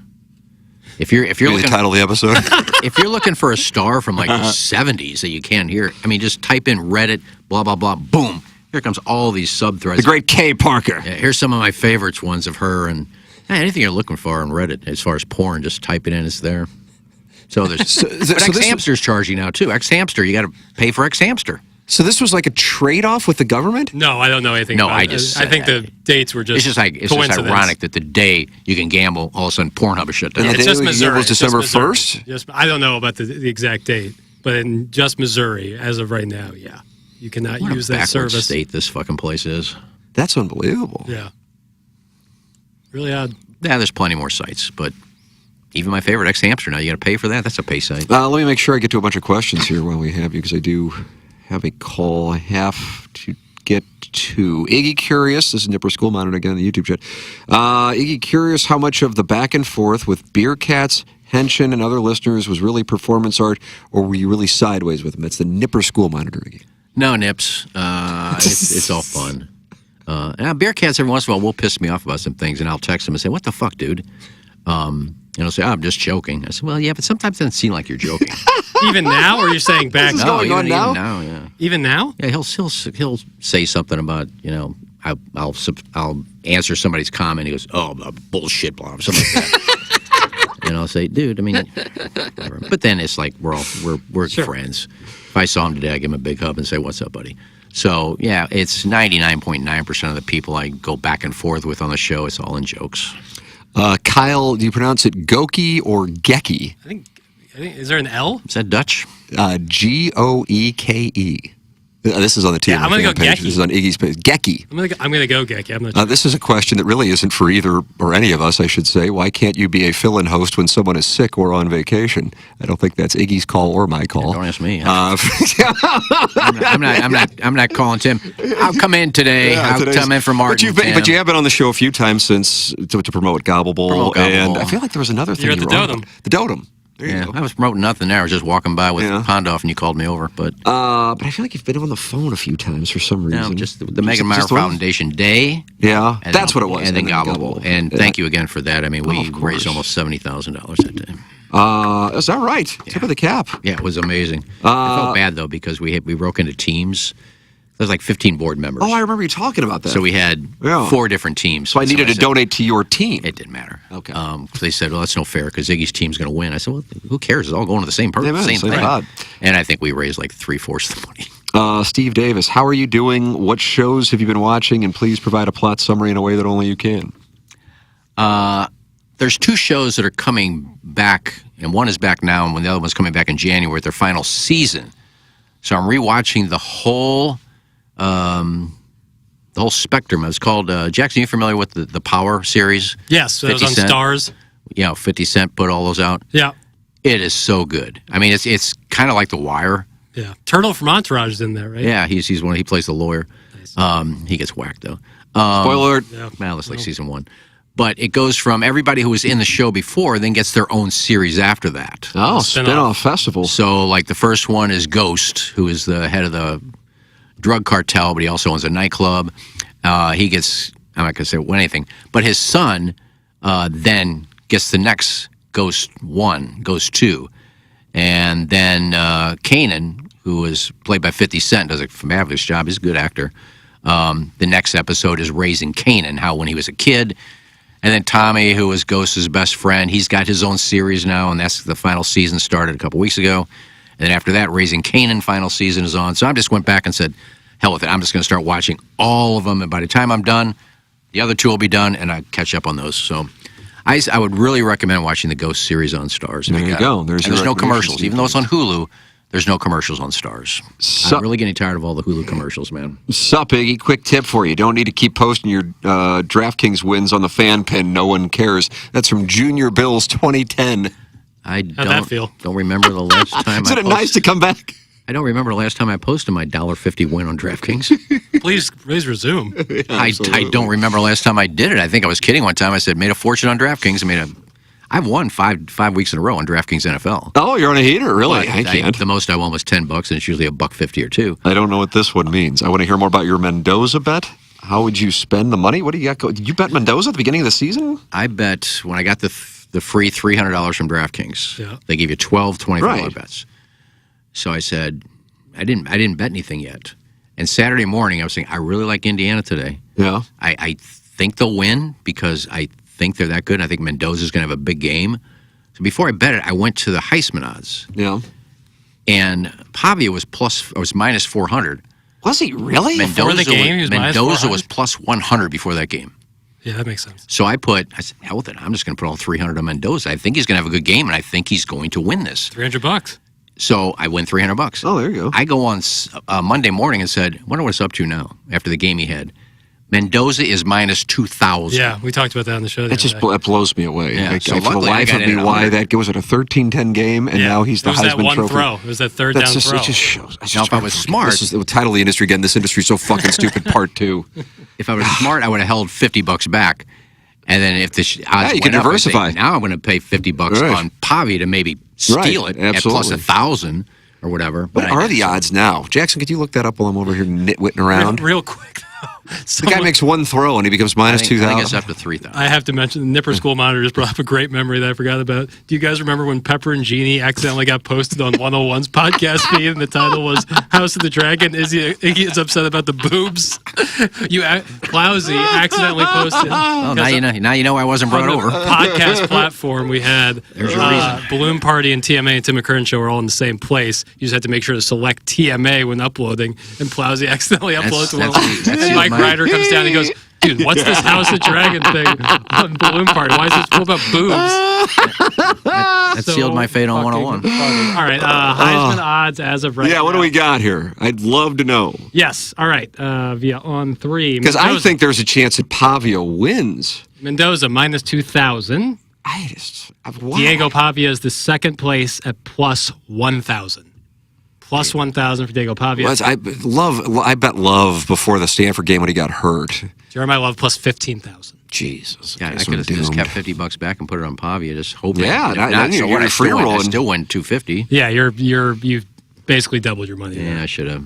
But it's $300 free. You had to use it, and you had to use it. Take their bet, and I had to use it, and now I got $300. I won't bet now. I'll just play it all on my DraftKings teams. And I like that logic because if Indiana wins, he's likely going to be in this. Yeah, how could you not? He's the number one team in the country now, and that's kind of what it all is. Yeah, I mean, but that just shows that it's ridiculous. I mean, they're not going to give it. I didn't think they give it to a guy that's got 3 losses and isn't getting a sniff of the playoffs. In Pavia. Yeah. Well, he has 2 losses, and they were in the mix for the playoffs. I don't think he should get it for the record, but I'm just amazed in a game that was 13-10 that he goes from being an underdog to minus 2,000. I mean, it just is. Yeah, I don't understand those odds. recency I mean, you were bias. pretty much. But I know money. that's what I'm saying. It's just, right. but then we find out who the Heisman voters are, and it's like People will know what they're doing. it doesn't fucking matter. Good for you. You'll make money. God bless. Let's see what else I got here, Iggy. While we have you.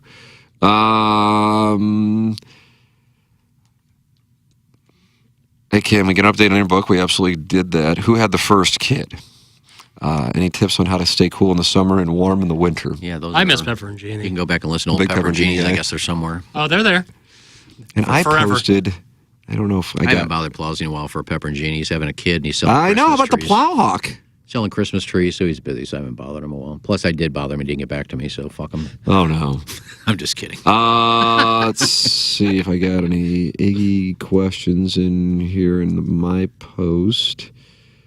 No. And then I got emails here, Iggy. I got to go to the QFTA file. Thank you to James Carlton of the Carlton State Farm Insurance Agency, Seth Goldcamp of Design Air Heating and Cooling, and Mark Hanna of Evergreen Wealth Strategies. 3 good people there. You better believe it, brother. In great companies, too, for their sponsorship here of the Tim McKernan Show podcast. I'm looking for Iggy-specific questions in the howdy all. Can we get the panel's thoughts on the recent move by Pornhub? Well, here it is. To leave the state of Missouri due to age verification requirements. Clearly a tough spot between privacy concerns and making sure adult content is not available to kids. So what is I mean, I love pornography, so the fact that I'm like oblivious to this, but I was never a big Pornhub guy. Mm-hmm. So what's the deal? That's what it says up there. And if I called Missouri a backward state because they banned porn, I could be wrong. It could just be Pornhub, but I'm sure they were forced to do that. And if that's what they were forced to do, then I have no problem with that. I don't think kids should be looking at porn. So if all Missouri did was ask them to age verify who joins it, and they said no, well, then I fucking blame And then porn. Okay, what do you got there, Papist? So Missouri's age verification law is now in effect. It's the 25th U.S. state to pass age verification laws, which came into effect November 30th, 2025. Wow, the day before gambling came in. Adults need to verify their age in order to access platforms or websites. How do you verify your age? Take a picture of your driver's license or any form of government-issued ID. Age verification laws, VPN usage has spiked in Missouri, as you can imagine. Oh, how about that? So third-party verification, digital IDs to protect minors, but sites like Pornhub have blocked access in Missouri due to compliance concerns and privacy worries. Yeah, I have no problem with that. If all they do need to ask is to prove your age. Now, I'm not going to put my license or my passport. See, I think that's on anybody's probably site. what That's people are. Yeah.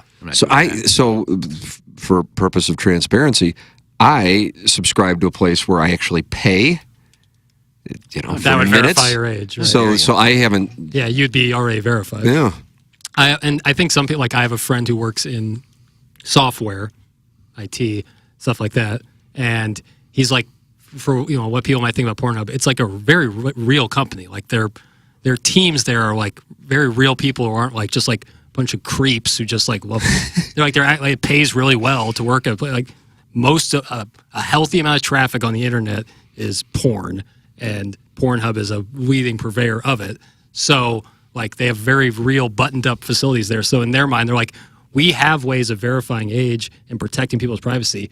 This is probably not great for us. So we're just not going to do it in Missouri. And if someone forces your hand, But so for purpose of clarification, Pornhub and porn is not banned in Missouri. No, it can't be because I'm still enjoying it quite a bit. Just you have to verify your age. Ella Reese. There's some you don't. See, I don't go to the site. I just Google something. You know who Jackson's into? How about this? Phoenix Marie. You got to be familiar with her, I assume. Yeah. Thoughts, Ken? Yeah. Kind of small. No, opposite, actually. The opposite. She's probably towers over even Jackson. What am I thinking of? Phoenix Marie? I don't know. I think of Ariana Marie. Yeah, well, she's been in studio with us multiple times. Jay played with her feet, Jay correct? played with her feet, Maybe I'm you're not familiar correct. with Phoenix Marie. Taller, wears glasses. I'm trying to find this. I think porn star. Jackson's thing, which, hey, God bless, we're never going to kink shame, is taller women. I Yes. think that's the thing. Yep. Hey, God bless. Yeah, As Lisa Ann said, Tim's into pretty faces. Yeah. But who isn't? Yeah. I know your type. You're into pretty girls. Like, I'm looking for a what are we talking to? Yeah, I'm looking for a dog. Like, what about Abigail Mack? What about Ella Reese? Oh, you like pretty girls. Like, what Right, yeah. what are you all You doing? like food that tastes good. I don't know. I never Some understood people it. like some things. Some people don't like other Look at that. things. You I mean, quote Quoting producer Joe. Joe for a moment. I could have had a threesome like a month or two ago, and I just Yeah, that's how I saw you in the YouTube chat. Jackson just vomited. What the hell happened? So emotional about this threesome you don't didn't laugh have. until I tell the story. But, no, I wasn't digging the woman. So But you're open to the gentleman. Gentleman was fun. no, I mean if the gentleman was. How did this come to if she was pass without attractive- giving too many If details? she was attractive, then I would have went into the okay. But are you? Was this like an app thing? No, I was. There you go. Tradition unlike any other. Yeah, good to be back. Boy, different phone. A different ringtone. Different Maybe it is, ringtone. I don't know. No, I was down at a bar down on the hill. There's not a lot of them down there, so you can probably figure it out. And I was with a friend of mine who I went to high school with. It was before our 50th anniversary, 50-year reunion, and we were just meeting for a beer. He had to leave, and I had a beer still, so I was just sitting there. And this couple came over and said, "Can we join you?" I said, "Sure." We started chatting, talking about the hill, and I live right down the street. And what do you like to do? Do you like to travel? And I said, "Oh yeah, I used to go to Jamaica a lot." "Well, where'd you go in Jamaica?" "Hedonism." "Oh my God, that's our favorite." Well, now I know we got something going on here. Yeah, right. That says a lot without saying anything. No, but I was just having fun talking to him and telling stories from hedonism. I knew they were swingers right away after they said that. They don't just come up to a single guy Right. and How'd say, they "Can we find join you?" And that's. I didn't find them. They No, just I came know. to I know, me. but how do they find you? And I how was they sitting there. But how'd they know like Right. that you were oozing sexual energy? Thank Well, you. they probably didn't. The only way swingers are going to find out if they want a guy is to come over and talk and see what they think. Well, you'd be bowling in that situation, right? Well, I'll let you finish. I'm sorry. No, so we just started talking, and they said, my wife finds you attractive. Would you be interested in? Was she there when this gentleman said that? Yeah. So he's speaking on her behalf, like. Well, she was talking too. But she said, my wife. Got Boris. She goes, I really am. Okay, thank you for that.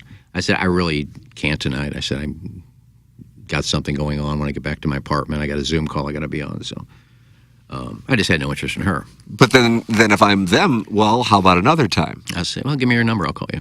Is that what happened? No, they didn't. They didn't follow up. They just It was now or never. They were looking for that one night, I guess. So I just wasn't.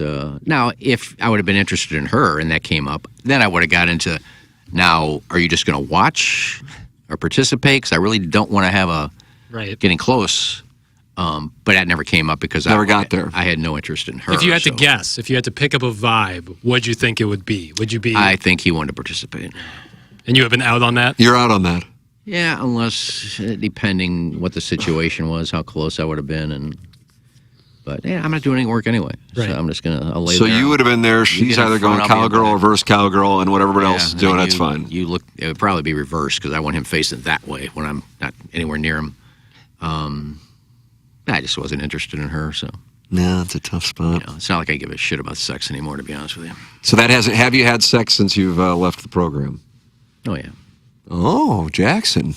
And then I had one that left because I said I'm not doing any work. Like you were on the precipice? Yeah, we were fooling around and a little foreplay, and then she got on top, and then she rolled over on her back, and I said, "No, get back on top." She said, "What?" So hot. I said, "Look, people think I bullshit. I'm not working. So what is her reaction then? She got pissed. She goes, what the fuck? Are you serious now? So you're yelling at her, she's yelling at you. You're both yelling at each other. I'm not yelling. I was being nice. And I just get back on top. I'm not doing any work.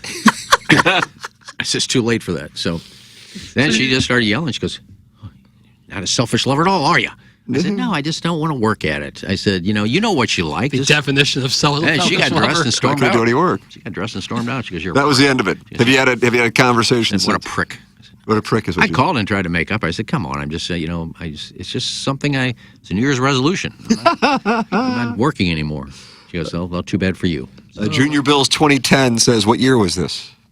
The year of our Lord. This is 2025? It was this year. That wasn't So this is at the new. It was right before I got new let go. crib? This is right here before I got let go that I said I'm not working anymore. Yeah, you made that announcement. Yeah, To all the ladies. let it out on the air. Here, here. Yeah, it was it. Ladies and gentlemen, Iggy Strode with an announcement. Bang the By the way, triangle. I'm not all you ladies out there who are banging down my door. I said there'd be no work with me anymore. Just you want to do all the Oh work, my God, fine. that's Come so on funny. over. So she turned over on her back and you said, no, get back up there. Yeah, that's basically what I back said. up I turned there. her back over. I said, no, stay on top. She goes, what? I went the other way. I said, I'm not doing the other way. I'm not working. I said, I already gave you foreplay. That's enough work I'm doing. I respect it. I mean, it's like Yeah, producer you're- Joe with. Well, you got to stick the to your not getting guns. married You thing. gotta stick to your principles. You know, I know you're hot, but I'm not showing favoritism for hot girls just because you're hot. It's a You're doing all principle the work. thing. Let's see. All right, we'll do one more here. I have pushed back to Yeah, I got to get to 2:30. Adriana's and get a. Oh, you're on Adriana's? Yeah, I get a Hillboy. Love the Hillboy. Like that Nana special. That's my go-to. So good. Brian Henson. We'll let Brian Henson have the first final question. Iggs, which guest booking are you most proud of, and what's your favorite straight to the web? That's Brian Great Henson of the question. Colts. Great question. Final question. God, I wish I'd had that before. I could have thought about it. Well, it's the one where I showed no ethic whatsoever in getting it done by getting Tiger on the air by calling his mom That's a great score, though. and telling her that it was Gary McCord and I can't find Tiger's cell number. I'm supposed to hit him up. And she gave it to me. I called him. I got him on the air. Didn't you tell someone you were gay once? Trying to get the Yeah, David Copay. I'm not proud of that one, but it was a guess that Frank, it was like a white whale for Frank. I said, I got to make Frank happy, so I pretended like I was gay to get the first gay athlete to come out. I was about to say, I have no idea who that is. David Copay, the first first athlete to come out gay when he used to play with the 49ers and didn't do it during his career. But then he came out, and it was a whole article in SI. And I had a connection to the NFL Alumni Association, and she would give me almost any number of a retired player I needed. And she gave me his number, and I called him. He goes, look, I said what I had to say in Sports Illustrated. It's it's all there. I really don't want to do a bunch of interviews. Like, okay. I said, well, I just said I'd try. I want to thank you because being a gay guy working in sports radio, it's really hard for me to. He goes, oh, what time you want me on? Wow. So I lied to get him on, but I'm not proud of that one. The Tiger one, I don't give a shit. I got his cell number, and we became friends after that. So You and Tiger became friends. You brought him to St. Louis with Earl. brought him to St. Louis with Earl, and Smacked your ass. got to sit at the table with him and Earl for breakfast. I was the only one on the driving range when he was giving the clinic. Gave him a Rams jersey and a Cardinals jersey and a Blues jersey. Nice. And patted me on the butt and said, "Thanks, buddy." Thanks, buddy. And then I saw him, probably 5 years later at a major. Me, Jay, and Smitty were there. And he remembered me. He walked over, Iggy. Gave me a Tiger fist remembered bump. you and gave you a... Yeah, gave me a fist bump, and I was excited about that. I don't understand. So, yeah, and your those are favorite the straight two. to the web, Brian Henson. Oh, God, probably... I'd have to think about that. I mean, Adrienne Barbeau was one of my favorites because she got into talking about... A lot of people don't know that she... I think it was called Old Calcutta. She performed on Broadway before she but became think about famous this, and got really. in Maude and all that, but she had to do the whole thing naked. Really? And there's some stills out there of there. And we were You've talking... Jackson, they're out there. You've sourced those stills, And I imagine. I said to her, I said, but people don't realize. I mean, you showed your breast in Swamp Thing, and I said, but Who could forget? I said, but you're on Broadway. I mean, completely naked. She goes, oh, that was no fun. She goes, back then, you weren't really shaven, and I'm hanging upside down from a rope, and then my boobs are hanging there, and my muff's hanging there. I said, We yeah. can title the episode also. You don't hear the word muff enough. And Julie Andrews was good, too, because there's a prim and proper English woman. And I said, so how long was it before your husband said, hey, Mary Poppins, you're popping up the boobs? Those are my exact words to her. I said, How'd she like it? she goes, and she laughed, and she goes, oh, Blake had been trying to get me to do that for 3 years, and we worked on this movie, and finally I just said, hell with it. But the way I worded it was, so what was it like when your husband said, hey, Mary Poppins, you're showing the boobs? Yeah. My favorite was always Burt Ward because you kept asking about sex. and Citizens! The Hello, citizens! publicist just goes, that's enough, Ken. Yeah. I try to get him to talk about that bulge. And he goes, what's up, citizens? And then finally the handler said, we got to go. Yeah. That's enough, Ken. That's enough, Ken. Oh, That's the that was title. That's I a don't title. know. No, this is a conversation with Iggy. There's no need Yeah. to go in any... Yeah. You Or would think they would muffs be out there. or whatever the hell it is. You would think that those Sun's interviews out. got to be somewhere. I know Swope has sent me a bunch of them. But, Straight to the webs? yeah. We got most of them. There's some that, Some my Tara price- Reid interview. Tara Reid. The Lost Files. There's some Rose McGowan that's out there Really? somewhere. From Scream fame, Jackson. Sure. Joan Rivers is out there somewhere where That's- I said I'd bang you right now. That might be the most famous one. Yeah, I think so. That's Anyway, the timer. those are a couple. Or Johnny Weir. But I get to do some of those now on my Iggy Uncut. I can kind of make calls, and like Bob Uecker. When Bob Uecker passed away, most people would think, I'm going to call a former Cardinal, I'm going to a former Brewer, talk about him. I said, what direction can I go? I got the girl who played his daughter, Mr. Belvedere. Oh, yes. And little did I know that they had kept in touch all these years, and she was Oh, with so it wound him. up being a home run. Yeah, she was with him like 2 weeks before he passed away out on his boat with him and his wife. Holy shit. She knew he was passing away, but she told some great stories about it. She goes, like my father. I grew up with him on the show, and he became my father on the show and took me under his wing, and I've been in touch with him ever since for all these years. So it was a good interview. Oh, that's outstanding. Somebody said- Now, how can people, for those interested, the Patreon, let's promote the Patreon here. Just go to patreon.com/Iggy Uncut. Yep. And as Joe Buck said, that's a little too much information, but it's called Iggy Uncut. And just subscribe. It's $4.99 a month, and you get everything. And if you join now, it's not like, oh, no, I got to wait till he puts something up. No, if you join, you get all the past posts are up there you get go. them all, so you can go back and hear me and learn bullshitting for 40 minutes. And That's right. You want to learn to stop by while we were in here. me and you, man, I didn't even text her and say I'm going to be in the studio. Just She's probably gone by now. She gotta usually work. here until about 11:30. Yeah, she'll stick yeah, around. she usually voice tracks most of it, then got stuff to do. But we had lunch a few weeks ago, so I caught up with her. Yeah, we talked about it when I saw her at the Hubbard Christmas party. I We don't- talked about she it. doesn't want. I asked her. I said, "Let's have coffee before Christmas," and I think she knew what I meant because for Christmas I got to get a present to her. And she goes, "I don't want a present. Let's have coffee after Christmas." Shit. Okay. So how are you going to get the present to her? I didn't get it. She told me she didn't want a Oh. present, so I didn't get it. I just do what she asked me to do. She don't want a present. I'm not going to give her one. I respect that. Yeah, she's a big fan of your work. She absolutely is. We talked love about her. you when we were at the Hubbard Christmas I love party. everybody here. I miss her. I wish I may just go walk down the halls and see who's here Say hello. before I get kicked out. Wait, think what? anybody Is kicked he you in out. here? What? Out. Burt Ward's publicist will come back and tell you to get That's lost. enough, Ken. That's enough, Ken. Get out. Ladies and gentlemen, the great Ken Iggy Strode back here in the Thank you for home. having me, boys. It was it was great to have you. I love catching up. I say don't be a stranger. Absolutely, brother. Great to have Iggy in. Season's greetings to you and yours, Iggy. Same to you. Same to Anne Marie and the kids. Thank you, brother. Mom and Dad, tell them I said hi. God bless America. Jackson, a wonderful little conversation. Yeah, this is what a treat. What a treat. No, this is a treat. This is what the Yuletide season's all about. Treats. Yeah, treats and fond memories. And I apologize to Jackson because when I watch QFTA, obviously I get Tim, but Jackson chimes in too, and I love Jackson's opinion. With me in here, we hardly heard anything from Jackson. Dude, I apologize. Trust me, I'm just fine. Being here, I would listen to this podcast anyways, even though I wasn't on it. So the fact that I get to sit here and listen to it live is very special to me. Well, if you ever watch the Bruce Springsteen movie and you want to do it on Movie Boy Calls, Yeah, well, dude, I haven't seen it It was a yet. disaster. You haven't seen it yet? No, You thought it was a disaster? That's what I've Was it heard. really? Well, first of all, Bruce Springsteen isn't exciting. Here's something, Iggy. Just real quick. The music biopic thing. I have a little bit of fatigue. Like I'm starting to not care about them as much. They just seem to be like check a box. We have to do one every year. He'll probably be nominated though. Ronnie Maddock. Well, he played Freddie Mercury. Right. Mercury. Jeremy Allen White played Bruce Springsteen. And this guy, the guy who played He won't be who nominated. played Bob Dylan. He won't be nominated? Chalamet was nominated. Chalamet will be nominated this year, different movie. Jeremy Allen White will not be nominated for this.